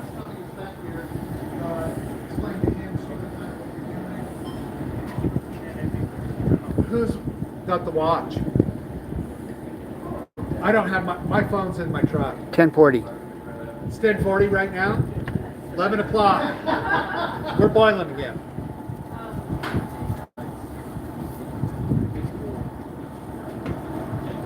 Where it goes, goes. Back in the truck. So we got the clock ticking. Okay. We're back to a boil here. Okay. You can tell when it starts, coming over the sides. Right. Yeah, check out Tommy the Fishmonger channel 11 o'clock. on YouTube. He looks like he cooks up all kinds of good stuff. I'm definitely going to pay his shop a visit if I'm ever down in San Diego area.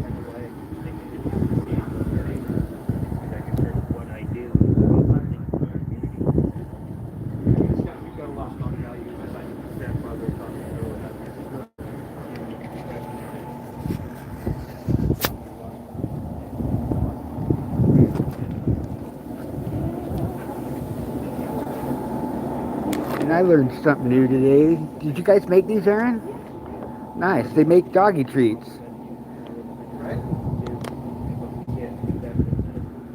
Yep. We take our lingcod skins and dehydrate them for pet treats. Nice. I bet they love them too. Oh, they do. He's gonna be the star Makes a of the pretty show. big mess in your house. But Yeah, that's pretty cool. Learn something new every day.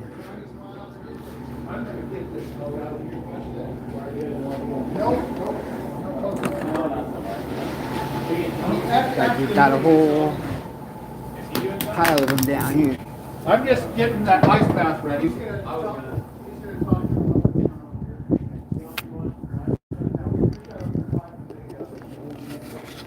Got going on, I'm just trying to stay out of the way. Yeah, I'm trying not to interfere with their filming. Yeah, normally for the food bank stuff, I come in and it's my show. Yeah.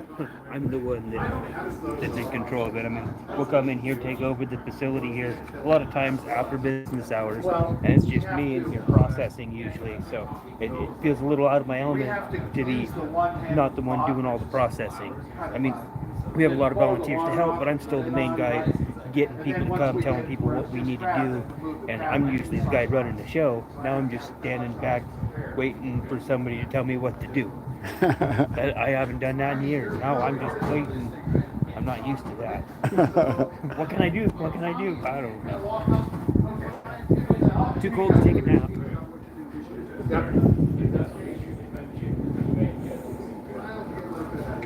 Medium tight on both of them. I've got a line. Usually we do it while we're going. Okay, take it away, Tom. Fresh cut of seafood, Lake cod, say that 3 times slow, is where it's at. Lake cod is a beautiful species. Some of the meat is white, some of the meat is actually green, and some is actually blue. But it can all cook up beautifully white and flaky. It's a great piece of meat. We're weighing it up. We're going to vacuum pack it, right? Correct. And where else is this going? So we get this sent out to Grants Pass, we get it sent out to Portland and Eugene, and after it all gets vacuumed and glass frozen. And this is all part of your sustainable feeding the community program, right? Oh, correct. Yes. So when you vacuum pack this, and then you put it in a glass freezer, right on. And how thick are the bags? How thick are they? Like 5 mil. 5 mil. 5 mil, I love that. Yeah, sometimes that's some 3 because of the back. Yeah.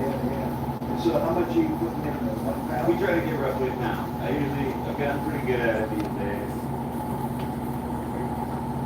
How many pounds are you packing a day? It depends on what comes in. So, some days we'll get in, we got 2,000 pounds, and then that's a long day. It's a long day. Yeah. And yeah, it all depends on what we get the haul and whatnot. Yeah, most days we're here about 8 hours. A couple, almost like 1,000 packages.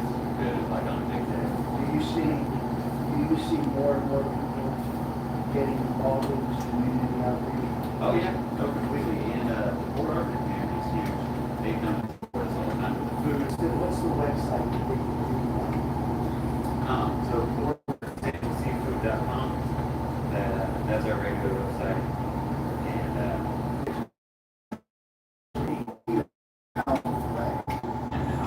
Two people and maybe a kid. yeah. So that's perfect. That's beautiful. You guys are doing great things here, man. Keep it up. Coming up on the Fishmonger, we're going to eat some lake cod, but we're going to get crabby with some butter and some crabs, Dungeness crabs, here in the Pacific Northwest. Good, thank you. Brian, appreciate it.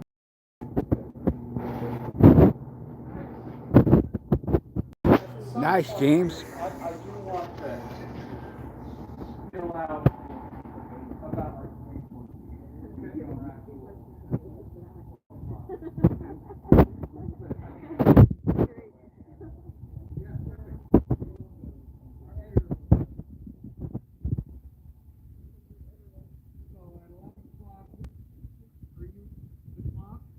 It is 10:47. Okay, well, I got 13 minutes left. Okay, so I'm making an ice bath. So I'll make it with Slurpee. So when we put crab in there, we can push it down and it'll be a fluid. And then once it returns to that ice bath, then another 20 minutes for it to Yep. And then I'm gonna go outside and get the road.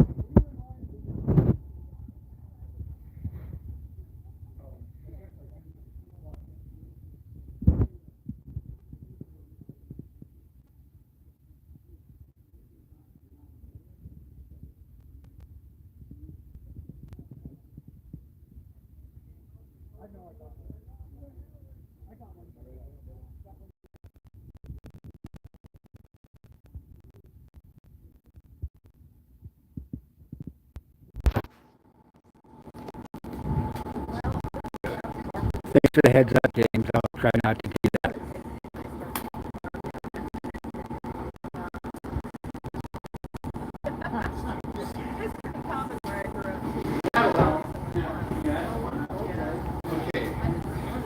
I appreciate the feedback.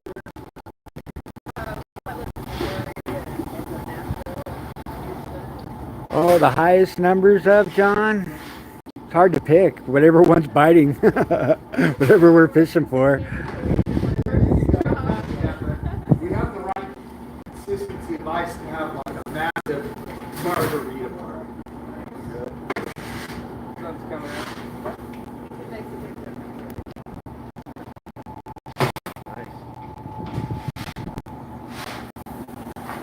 Hey Kyle, can you grab me that napkin?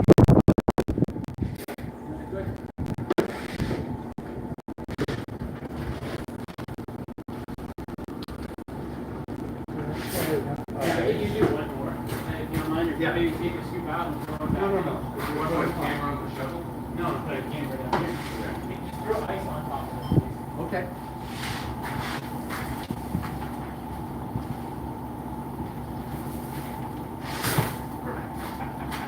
Nice camera abuse. It'll look good. Yes, I got you. It's always fun. Little camera abuse never hurt anybody. Yeah. Throw the camera in the ice, throw the ice on the camera. Yeah, borrow that.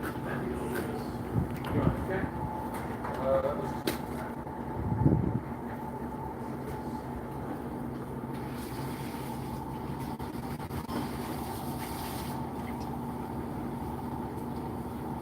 Yeah, we got some nice weather this week. It looks like. I haven't looked real close, but I wouldn't be surprised if you see us out there jigging one of these days this week. We got another round of rain.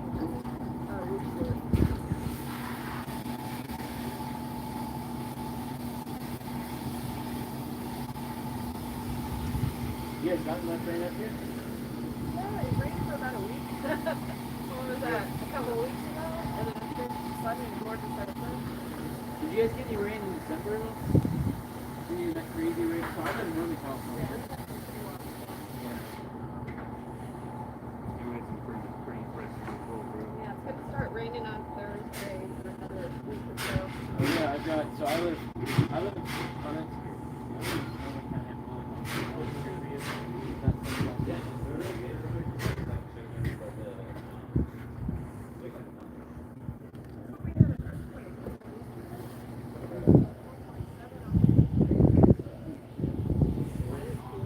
I was here. Back we were out fishing, we were live together. Oh, really? Oh, wow. Well, at least now you know you're loved, Yeah, right? you want to stay out there. Yeah, I feel like you're better off just being out there, like being on the roller. Yeah, you're not in the rainwater. Yeah. Yeah, it's like it makes more sense to go out a couple miles where you got the rollers and get away from the shallow water. How deep were your ponds yesterday when we were at?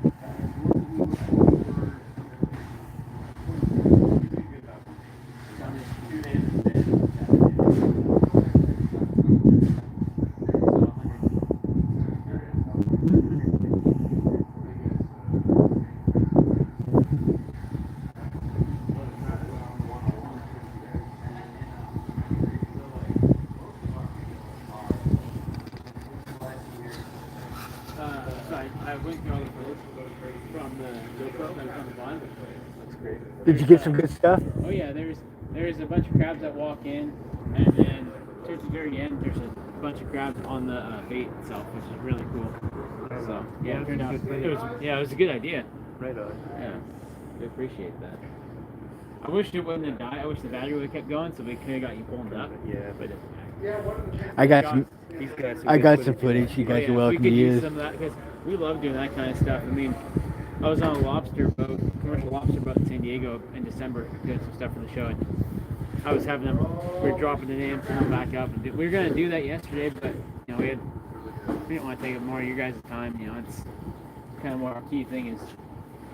Yeah, You guys are doing this to make money, so we Yeah. don't want to interrupt that. We put a couple of days aside for this, regardless of the money, because Sweet. what we do for our community is important, and Yeah, we appreciate getting that. word out and trying to build a value to our product that's undervalued is important to us. Yeah. So there's a lot of reasons that it's important for us to want some time aside for this. Well, we appreciate that because I mean, you know, it's not every day that we go on different boats. You know, most of the time we're on boats or doing filming stuff with commercial fishermen that are working. They're working. So like when Kyle and I went out on a boat in North Carolina. It was a commercial spearfishing boat. Our original plan was to go out for a day and a half. We're going to be on the boat for a day and a half, and it means 6 days. We were 100 miles out for 6 days because that's what those guys do for a living, and they need to I mean, he's a full-time commercial spearfisherman on the East Coast, which doesn't happen. And so it was interesting because so usually we're a day, 2 days max on the boat, and this was 6 days because they're 100 miles out. They've gone to make their money. So yeah, it's always cool when you can see it that way, and also see it ways where people are giving back, and so it's fun. That's pretty cool. Yeah, that was fun though. Josh. No bycatch with the spearfishing. I got it. 6 minutes. 6 more minutes? Yep. Yeah.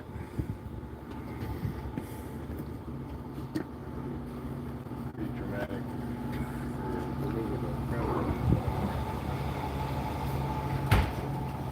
Nothing but good things going on in there. They're gonna pour the water out of here. Once the water's on. Yeah, we're gonna have to, and it's kind of troublesome. We'll stand there with the hose and dissipate it. I wish we had a better. We don't have to show this if you don't want anyone to see it. No, We'll only show it. let's not show the getting rid of the water. Okay, sure. We'll only show what you want to show. Okay, yeah, well, let's not film this part then. Okay. Once we get it rinsed off and it's all pretty, then we can watch it go into that ice. Beautiful. Did you want to open the gate for a minute? No, it doesn't matter. The main thing is to have the hose ready with the nozzles, so we can chase that stuff, you know what I mean? Out of here.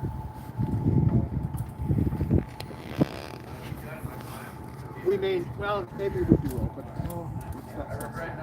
never mind.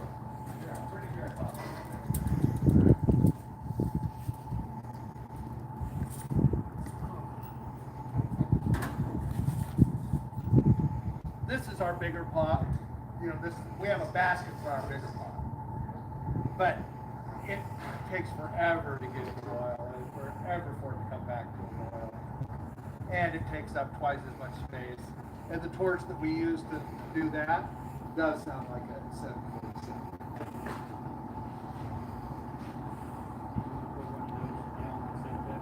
Not really. No, we're just let the water run off. Like I said, the main thing is we got to be there with the hose to chase it around the corner. Hey, good morning, Reno J. Steve. Pretty sure this is Steve, right? Morning.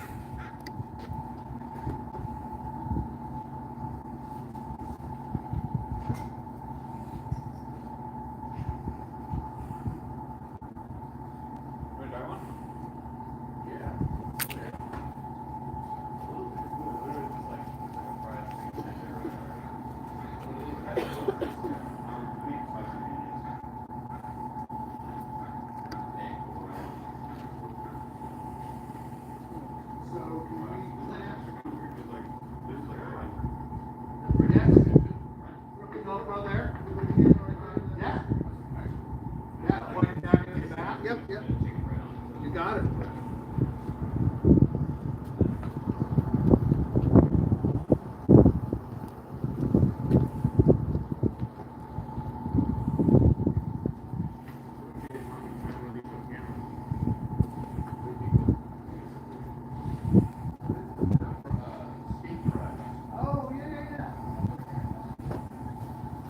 Yeah, it's kind of like the new adventure bars. Well, I mean, they lend themselves to that, the way they come apart, right? Individual tubes of bead. Yeah. Let's do that. That's what we do right here. Yep. Well, we're gonna do the crab being sludged first, yeah? Everybody ready for that? Pretty soon.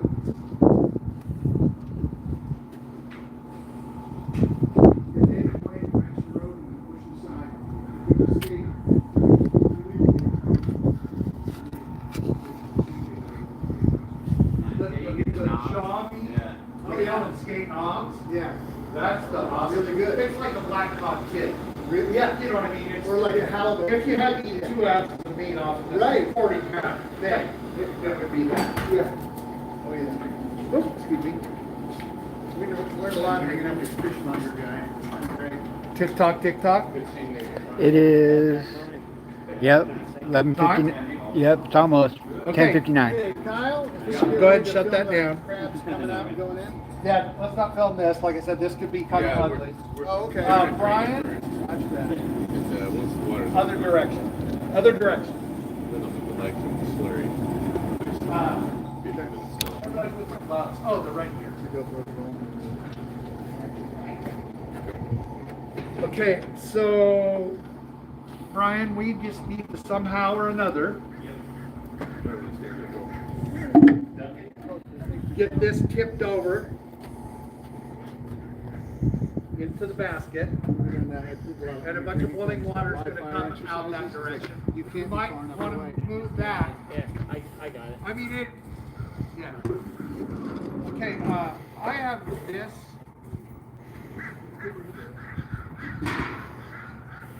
Okay. That's just, we were a kilometer away.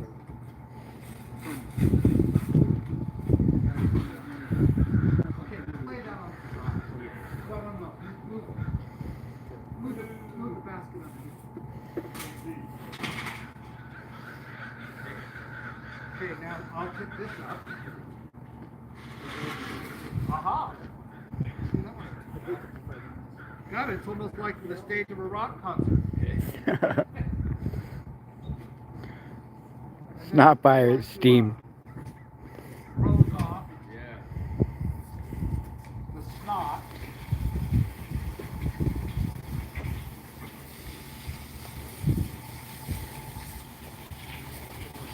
Then when the time comes, you got to put that whole basket up. Yep, but it's light without water. Right.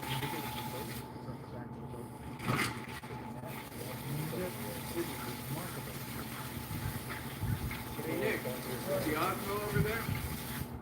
The Osmo? Are you guys ready to go this part? Because we're ready to do it. One moment. Give him a what you want.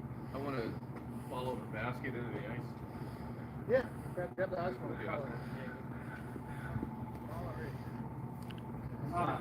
Yeah, I'm going to insist on this. We are ready. Okay.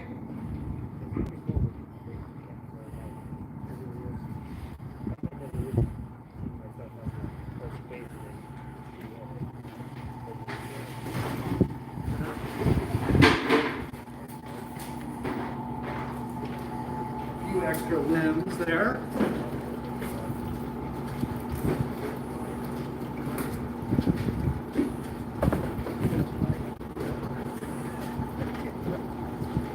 Beautiful. And then, then we take it. Well, actually, the best way to do this, Brian, is push it down here. Come on. Oh, it's close. Okay.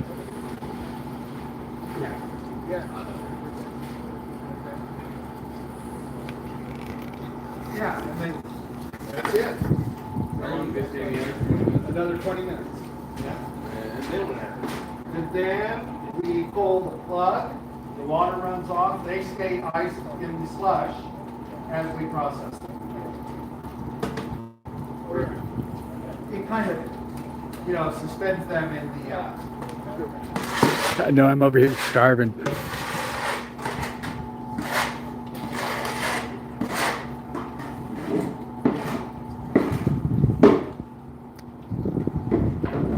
and this is the time where I clean this mess up. You got the timer going again? Yep.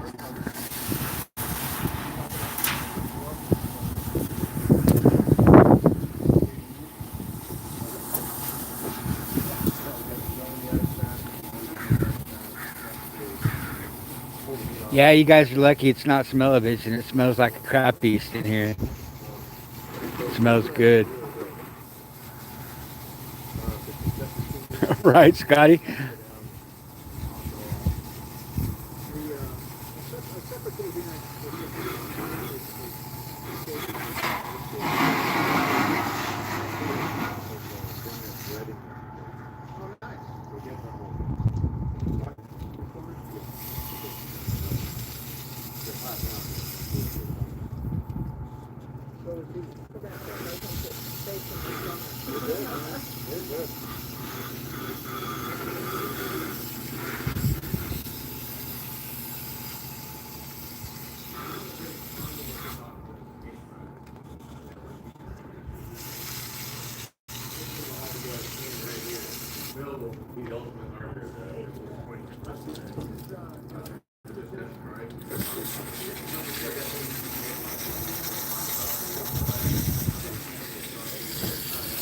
Yeah, the underloved species. At this point, I'm really regretting not keeping a crab or two for myself to eat.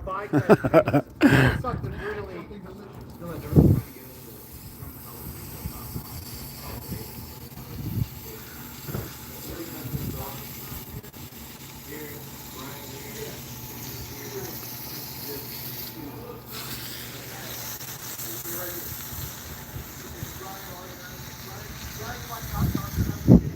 We see. I think it's a beautiful day. I mean, it's pretty cool to be here and be able to kind of tell people about what we got going on. It is cool. It's been a Pretty cool being able to experience. share the story and be able to, I mean, kind of make it a national deal with the TV show and with the channel. I mean, everything's just really going great with all of it. It's pretty awesome. Pretty awesome. It's great to be able to cover the people. It is. Just the fact that our story is interesting enough to tell. I mean, that's pretty cool in itself. We're pretty proud of what we do. I mean, both as an industry, individuals, and a professional in what we do. It just feels good all the way around. The way that we do our job, the way that we impact our community with what we do. That's the best thing about it is we get to work in an industry that allows us to impact our community in a positive way at the same time as make us a living. So we can be proud of what we do to make a wage. So, pretty cool. It is cool. Well said, buddy.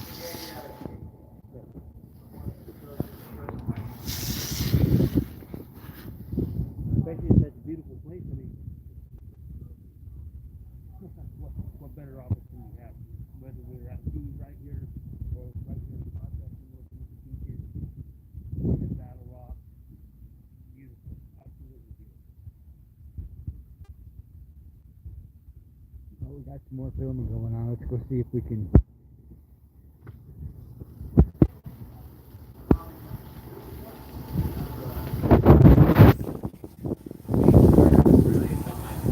It's hard for me to find something to put, and everyone likes breaded, so everybody loves to throw some breading on there and kind of a little chicken strip. What do we got here? I make a spicy mayonnaise that they usually put on their tuna katsu, and this is just like a zesty ranch. I put a little chili fish in it. I make all the sauces here. Really good. It's got a great texture. And of course, the outside gives it that great crunch. There's great flavor in here. And now, are people getting in on this? Oh yeah, no, people love it. Everyone I've given it to so far. We just started a little bit ago, so this summer I know probably gonna be selling a bunch. Do a lot of breading. Good. There's a much better piece. Look at that. Oh yeah. Beautiful white flaky. Yeah, they're fun to mess with. They swallow the bread. I'm supposed to take small bites. Oh yeah, yeah. I don't know. I don't care. What can you tell us about this species? So skate. Skate is they heard it was a sand shark. I'm guessing that's true. Yeah. And I've cut a lot of it, and I haven't done that too much. In the Chesapeake Bay, they have a bullnose ray. And the bullnose ray comes in with a massive biomass. And they come in there, and they were trying to do something with it. And it's edible and delicious as well. But here in Port Orford, they're doing the same, but they got a little bit of a twist to it. They got a guy like this cooking it up for you. You gotta check it out. Down here in Port Orford, Oregon, sustainable seafood is what it's all about. Small community, small fishing boats, and they're making it happen. You want to get you got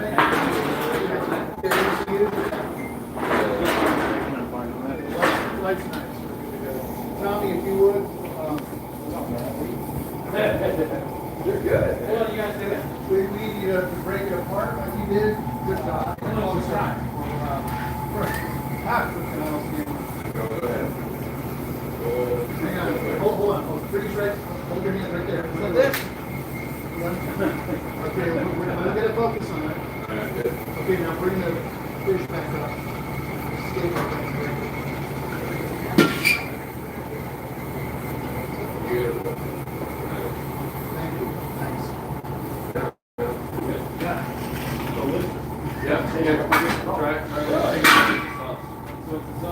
Sauce is The delicious. great thing about it is it's a bycatch that we used to sell to the carpet buyers for a dime, 50 cents a pound. Wow. Now we're paying 50 cents a pound for it. Right.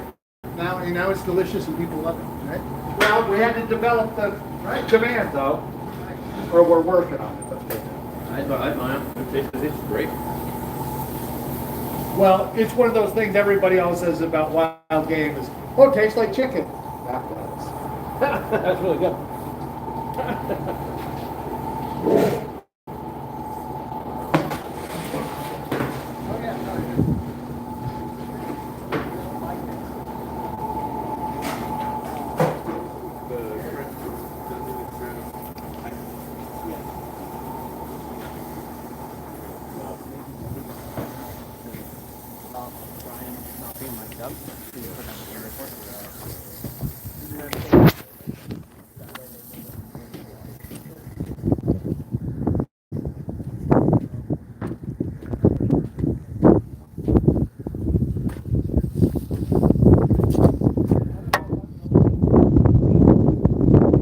I have to rig up the battery here. I'll be right back.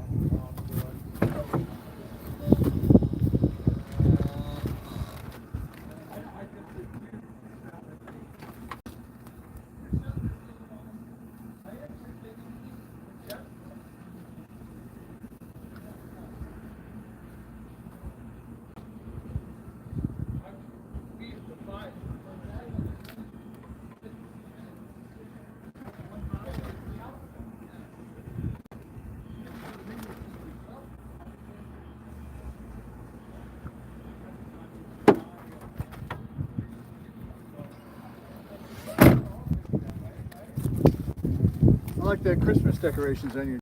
Right on, that's Phil's doing there. Oh, that's kind of great. He had it all decked out there That's great. a while back. Grinch, a winch, and some lights. Yeah, I like And a that. nutcracker. I mean, what else do you need? Everybody needs a Grinch and a winch for That's right. Christmas, right? Grinch and a winch. A Grinch and a winch.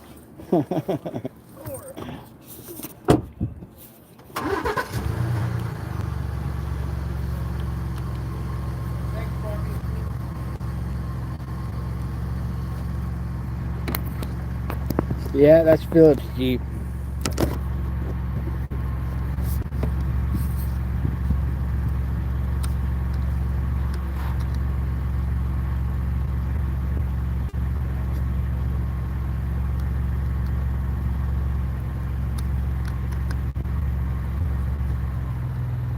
Okay, we have battery. Should have known, we never do live streams short enough for without needing a battery attached to it. Had it all rigged up. I just dropped it when we were up at Battle Rock, and I broke just a plug-in part for it. But I had a spare, so it's all good.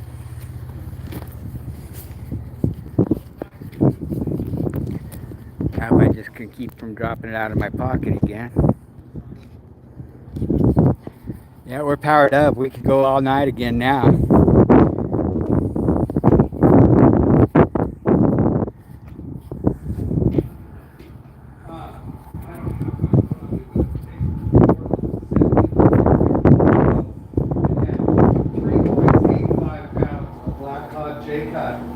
But it was two fish.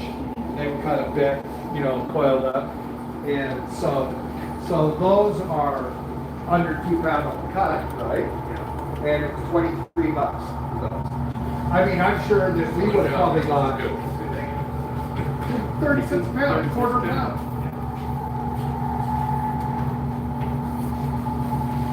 All right, so the next bit. How's the timer going? 5 more minutes. 5 more minutes. What I'll do is I'll drag this around so that line it up with here, so. Granted, we don't have to show that.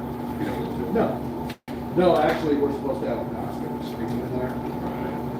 But we are like the lowest elevation friggin' service around here, and the SHIT runs downhill. So I really don't think, we don't put chunks of this stuff here. That'll come out. It's ridiculous. It's like crap that has to be through the digestive system. Hungry enough, I could eat one of these.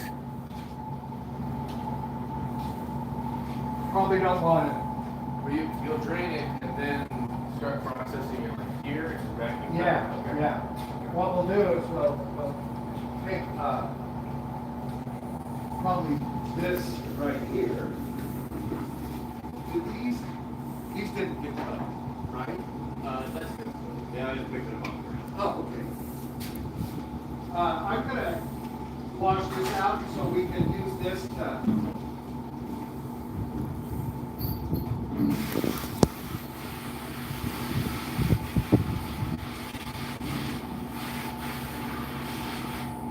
You need to make some more of these guys. Like, want to stock some more down here. Okay. I'm gonna. We're done with that. Well, okay. They got those Right now, other halves there in the truck there. We'll bring those back. And copycats have been surprisingly pretty popular locally. Like quite a few, them go. Pretty cool. They've been pretty happy with those. Pretty impressed. That way it doesn't pull it down as far. Right. Some of the It comes to the back. more simple ones are awesome too. All of them are just every one of them. No, it actually That's pretty impressive with every single copy cut that come out. All the different designs, different color formats. They're all pretty awesome. They definitely came out pretty good. I'm Pretty happy. good quality. Everything's holding up good. The pictures aren't scratching or nothing. Everything's just perfect. And everybody's been pretty all about him. Even the fish buyers down there all got him. They all Yeah. keep him down there while they're working, drinking their coffee. It's cool to see. Pretty cool. Our own local community being fans of ours, that feels great. Even some of our competitors, they're all about us too, and we're all about them. It's a community thing.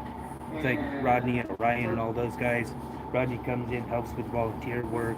We're all a tight-knit community. It's really, really awesome to be able to kind of support each other and root for each other. Pretty awesome. Yeah, chat loves the Aries crew. Yeah, they're awesome. Good guys. Absolutely good guys.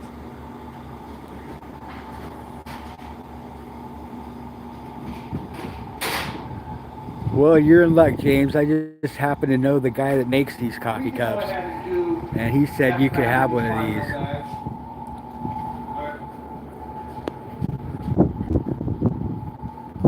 Oh, these are already done for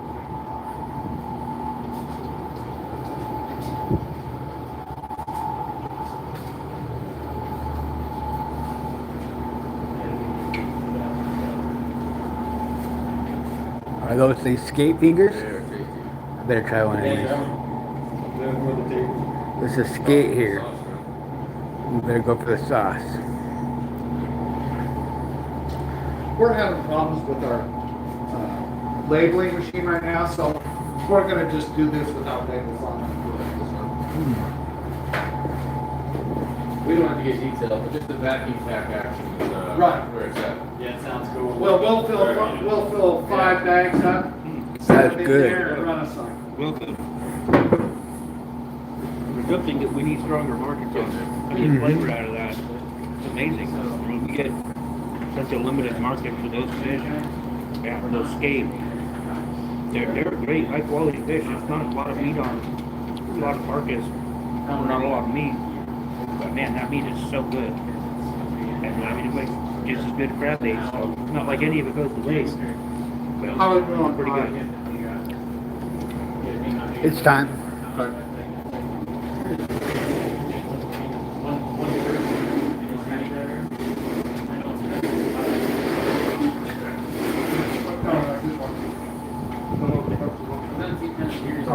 I mean, yeah,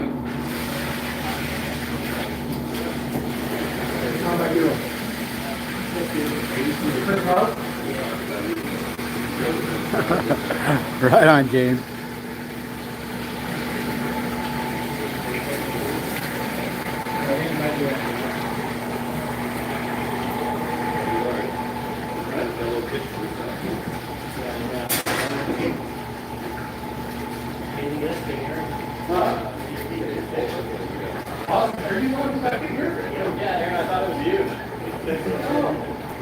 No, I saw it here. I don't remember ordering it.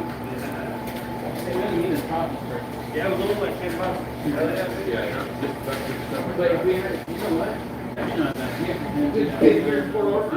thought it at Walmart, the Colombian food back here to get from. Oh, I guess it doesn't look. Yeah, that's going to be over there. We'll be able to correct it. I guess actually, not that big of a deal if we use 50 or 85, but we use quiet.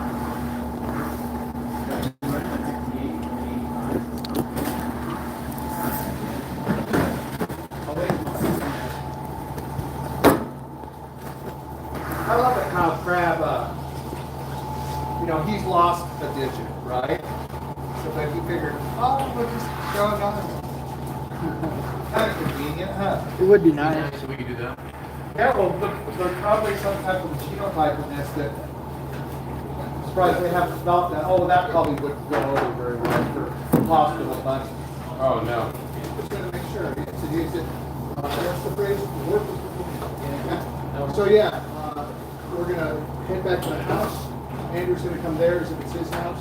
We're gonna cook prepare the crab there, and then just the house. Logistics. Okay. Yeah, I think we have enough here to do a little packaging near the water. Nice. And then I'll just throw ice on the rest of this, and we're gonna shake all the meat out. Yeah, tomorrow. But I mean, How many packages? we put 2 halves, so a whole crab per pack. And so there's enough to fill the 5 packages. easy. Okay. You're ready to move through I that? can do it, yeah. Let's grab a couple carrots. Bill, Nick? Just let me know, I'll pause right here.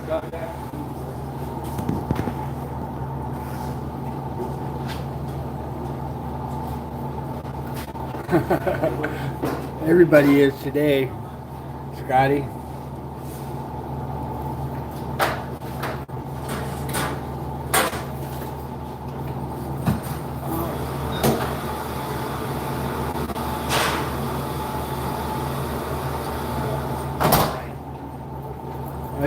His name's Brian, Scotty. See the right stick this guy. You're putting them in whole claw and everything, huh? Yeah, they fold up. A lot of people would put a rubber band on this maybe, but once you put it constricted into this size of a bag, it isn't like it has any choice. Yeah.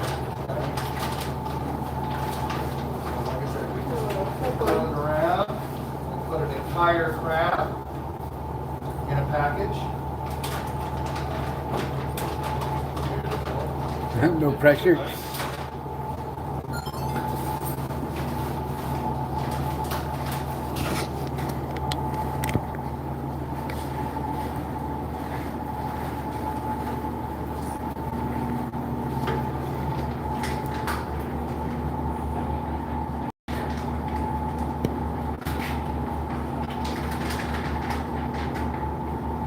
Get some shots back here. You doing that?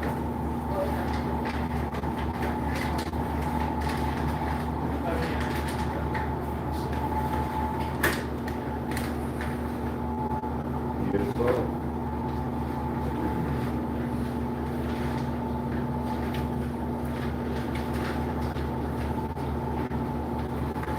Sometimes they don't cooperate. We got a ton of meat.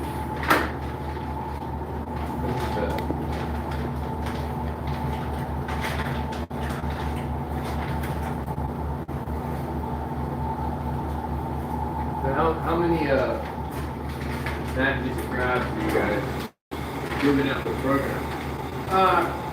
we have a different freezer than here that we hold our inventory in at -10. And we have an online store that people order what they want, and we deliver once a month to our route. And so it's all blast frozen and held at -10. And we have a freezer van, so and we never lose control of the product. We deliver it directly to them. We have freezers, chest freezers, and summer walk-ins at breweries and food cooperatives all over Western Oregon and Bend, where we leave the shares, and then the next day they come to pick their share up that we custom built based upon their order.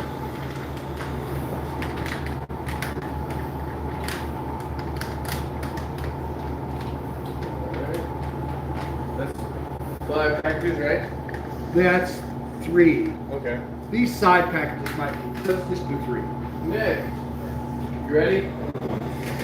Grab an Osmo or something. You back it? Well, I mean, I can just go ahead and run one. We're gonna do some more. Well, just, yeah, we can get to this. Well, like I said, I gotta do more. Yeah, okay. That sounds good.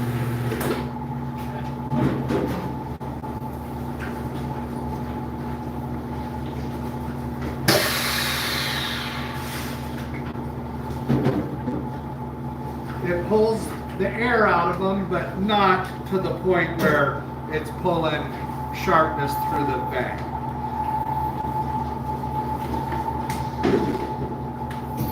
Then we do these until we have a tray, and then we slide it into the blast freezer. That runs at approximately -30. Copy that. One more round. 3 bags. Yeah. Stretch.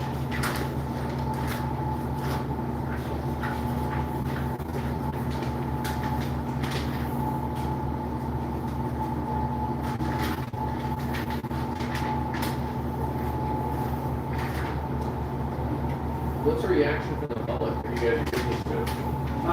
Crab is just, this is a new deal. I know they're gonna love it, right? I mean, these things, a whole crab right now is $20 uncooked, and you still have to clean it, you know. Yeah. So, it's quite a score, you know, for somebody that, you know, I mean, they can scatter it on their salad, or I'm sure that the folks at the food bank will, you know, make sure that there's butter and maybe a clove of garlic in there. You know what I mean? There's something to match, facilitate a meal idea. Maybe a strip of parsley.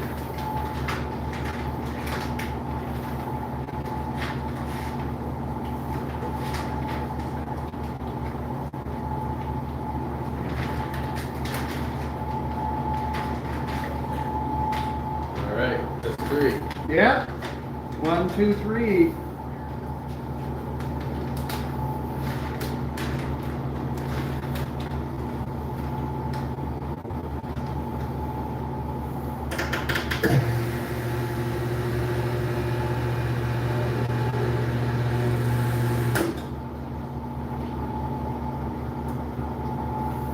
With fish, like I said, we run this thing up to almost 40 minutes. This is set on 6, so it doesn't, you know, damage pull all these pointies through the bag. Get close up sample. Yep.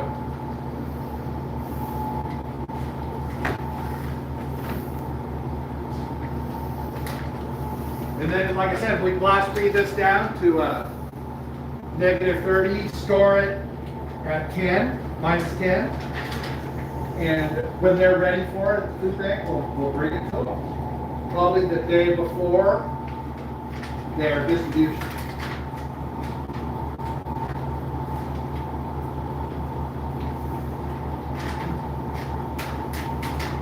Love it.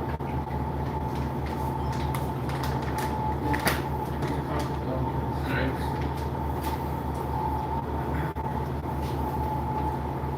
I don't know what else they want us to shoot. Well, I think we pretty much covered. I think we did, but He's gonna confer with Bill right now. Well, I would like to just one little spiel about our community support division. We're gonna do that. How to sign up and We're gonna do that. We'll get Tommy out. excellent. Mention that right now. Yeah, because I got playoff football to watch. All right.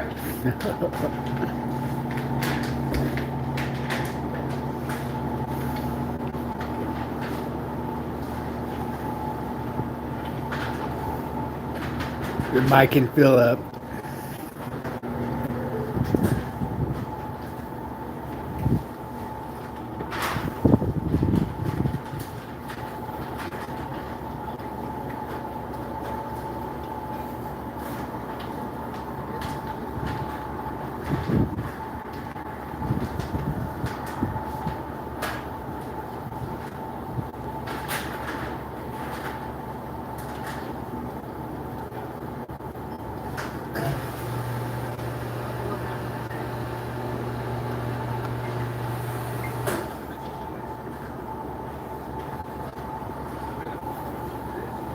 Also, we got Loretta's gonna tap this tomorrow. I'll cook the rest of that tomorrow. If you guys could, I know it's gonna be a bitch, but if you guys could maybe get it.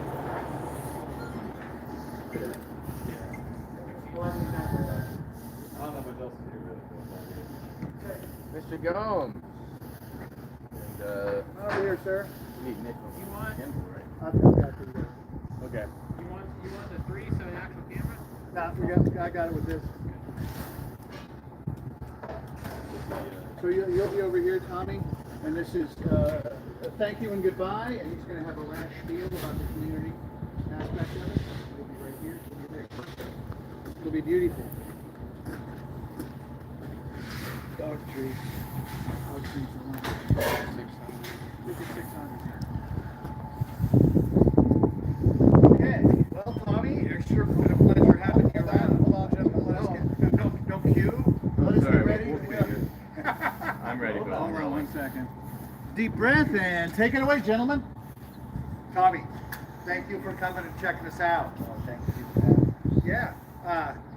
PortOrfordSustainableSeafood.com is our website, and we do have a community-supported fishery where we distribute shares to people who they have an online account and they shop from our list of inventory, and then we load the freezer truck up. Never lose control of it. We take it around to breweries and taverns and food cooperatives, people that are kind of mission-oriented like we are. Yeah. Our community partners, and that's where people come and pick up their shares. Local beer, local fish, local seafood. That's right, Right. a local event. So if it's- And we are a community supported fishery, so we embrace everybody as a community. We all live in the I want you to look right at that camera, and I want you to tell America one more time about what you're doing. We're making local fish local again here in this town. It all left on a truck. Corporate, whether it was live or fresh, it left on a truck. Didn't offer any jobs. If you went down to the grocery store here and got a piece of rockfish, it just as well have been from British Columbia, if it even was rockfish for that matter. You know. Anyway, now that there's a place that people can come, we prepare for the forum. You can sign up and have a share distributed to you locally or anywhere in Western Oregon and Bend. I saw on the website you do California too. Let's not cut us out. Well, we don't have any distribution sites down there, but we do have within a 4-state area. Yeah, we have like a black cod box that you can buy online, Yeah. and we have shelf-stable products too. Nice. Like retort pouches of albacore tuna, and then we have the albacore tuna. Yeah. We use, Black cod skin dog treats. yeah. Yeah. Dogs love them, and talk about the omegas. Right. It's You all know? in here. Yeah. We got more coming up on the Fishmonger from Port Orford. I know I said it a couple of times. Things are gonna get crabby. We're gonna crack, we're gonna dip, and we're gonna eat some beautiful Dungeness crab that we went out and caught here in Port Orford. All right. Beautiful. Good. Excellent. Thank you. Thanks for letting me get in that little blurb. Oh, no, that's perfect, That was sir. great. Let's grab your microphone from you. Oh, yeah. You know what? I'll be at home watching the football game. He's a Steelers fan. That's crazy, Tom. You were certain to drop that down your t-shirt. Yeah, I think gravity is going to do that for us. Gravity's helping. I just stopped the audio recording. Beautiful. So if you look, I do want you to look at me. You Like, bet. Very Thank you.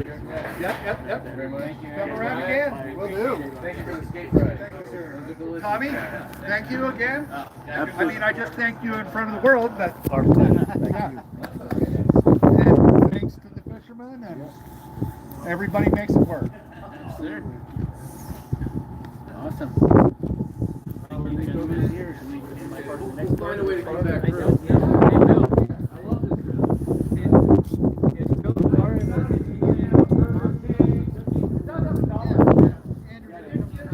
I do. I'm asking. Is Bill a part of it or anymore? Is he Unless you want to.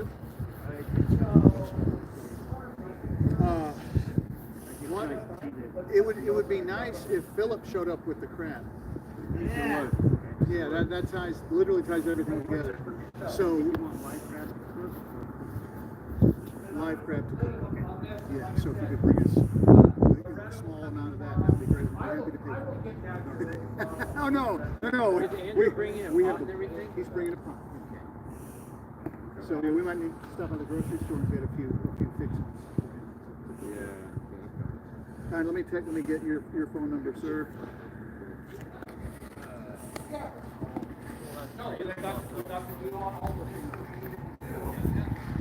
Everybody got a chance to. No, I think it'll be a wealth of good prep. So. Great. Okay, so I'm going to text you the. Thanks, Calvin. It's down at the little dirt road. Nice. Yeah, but if you brought the crabs, that would be a perfect story. Well, All right. You know what to do. I got it, right?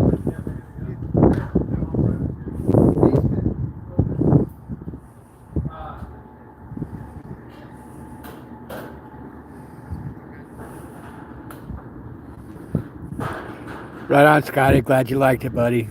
I thought you'd like this.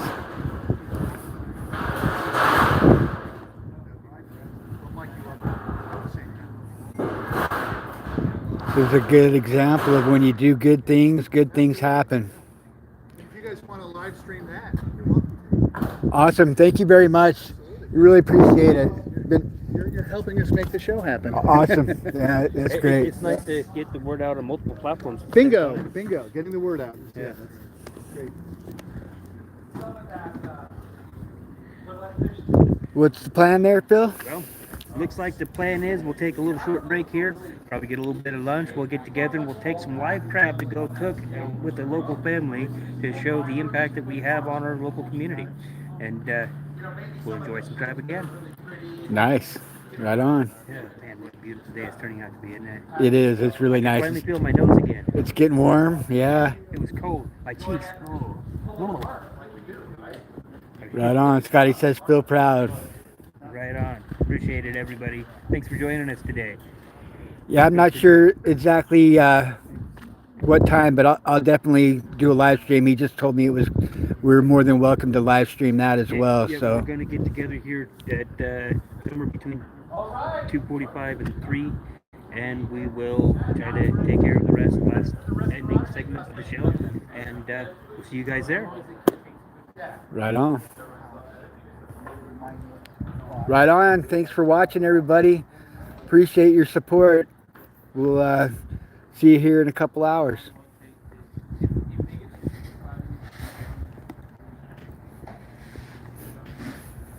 All right, Philip? Thank you. That's awesome. Right on, Smurfy. Thanks, Tara. Out there in the world, there are people who give a shit. Right? We'll grab, See you guys in a few, guys and gals. live.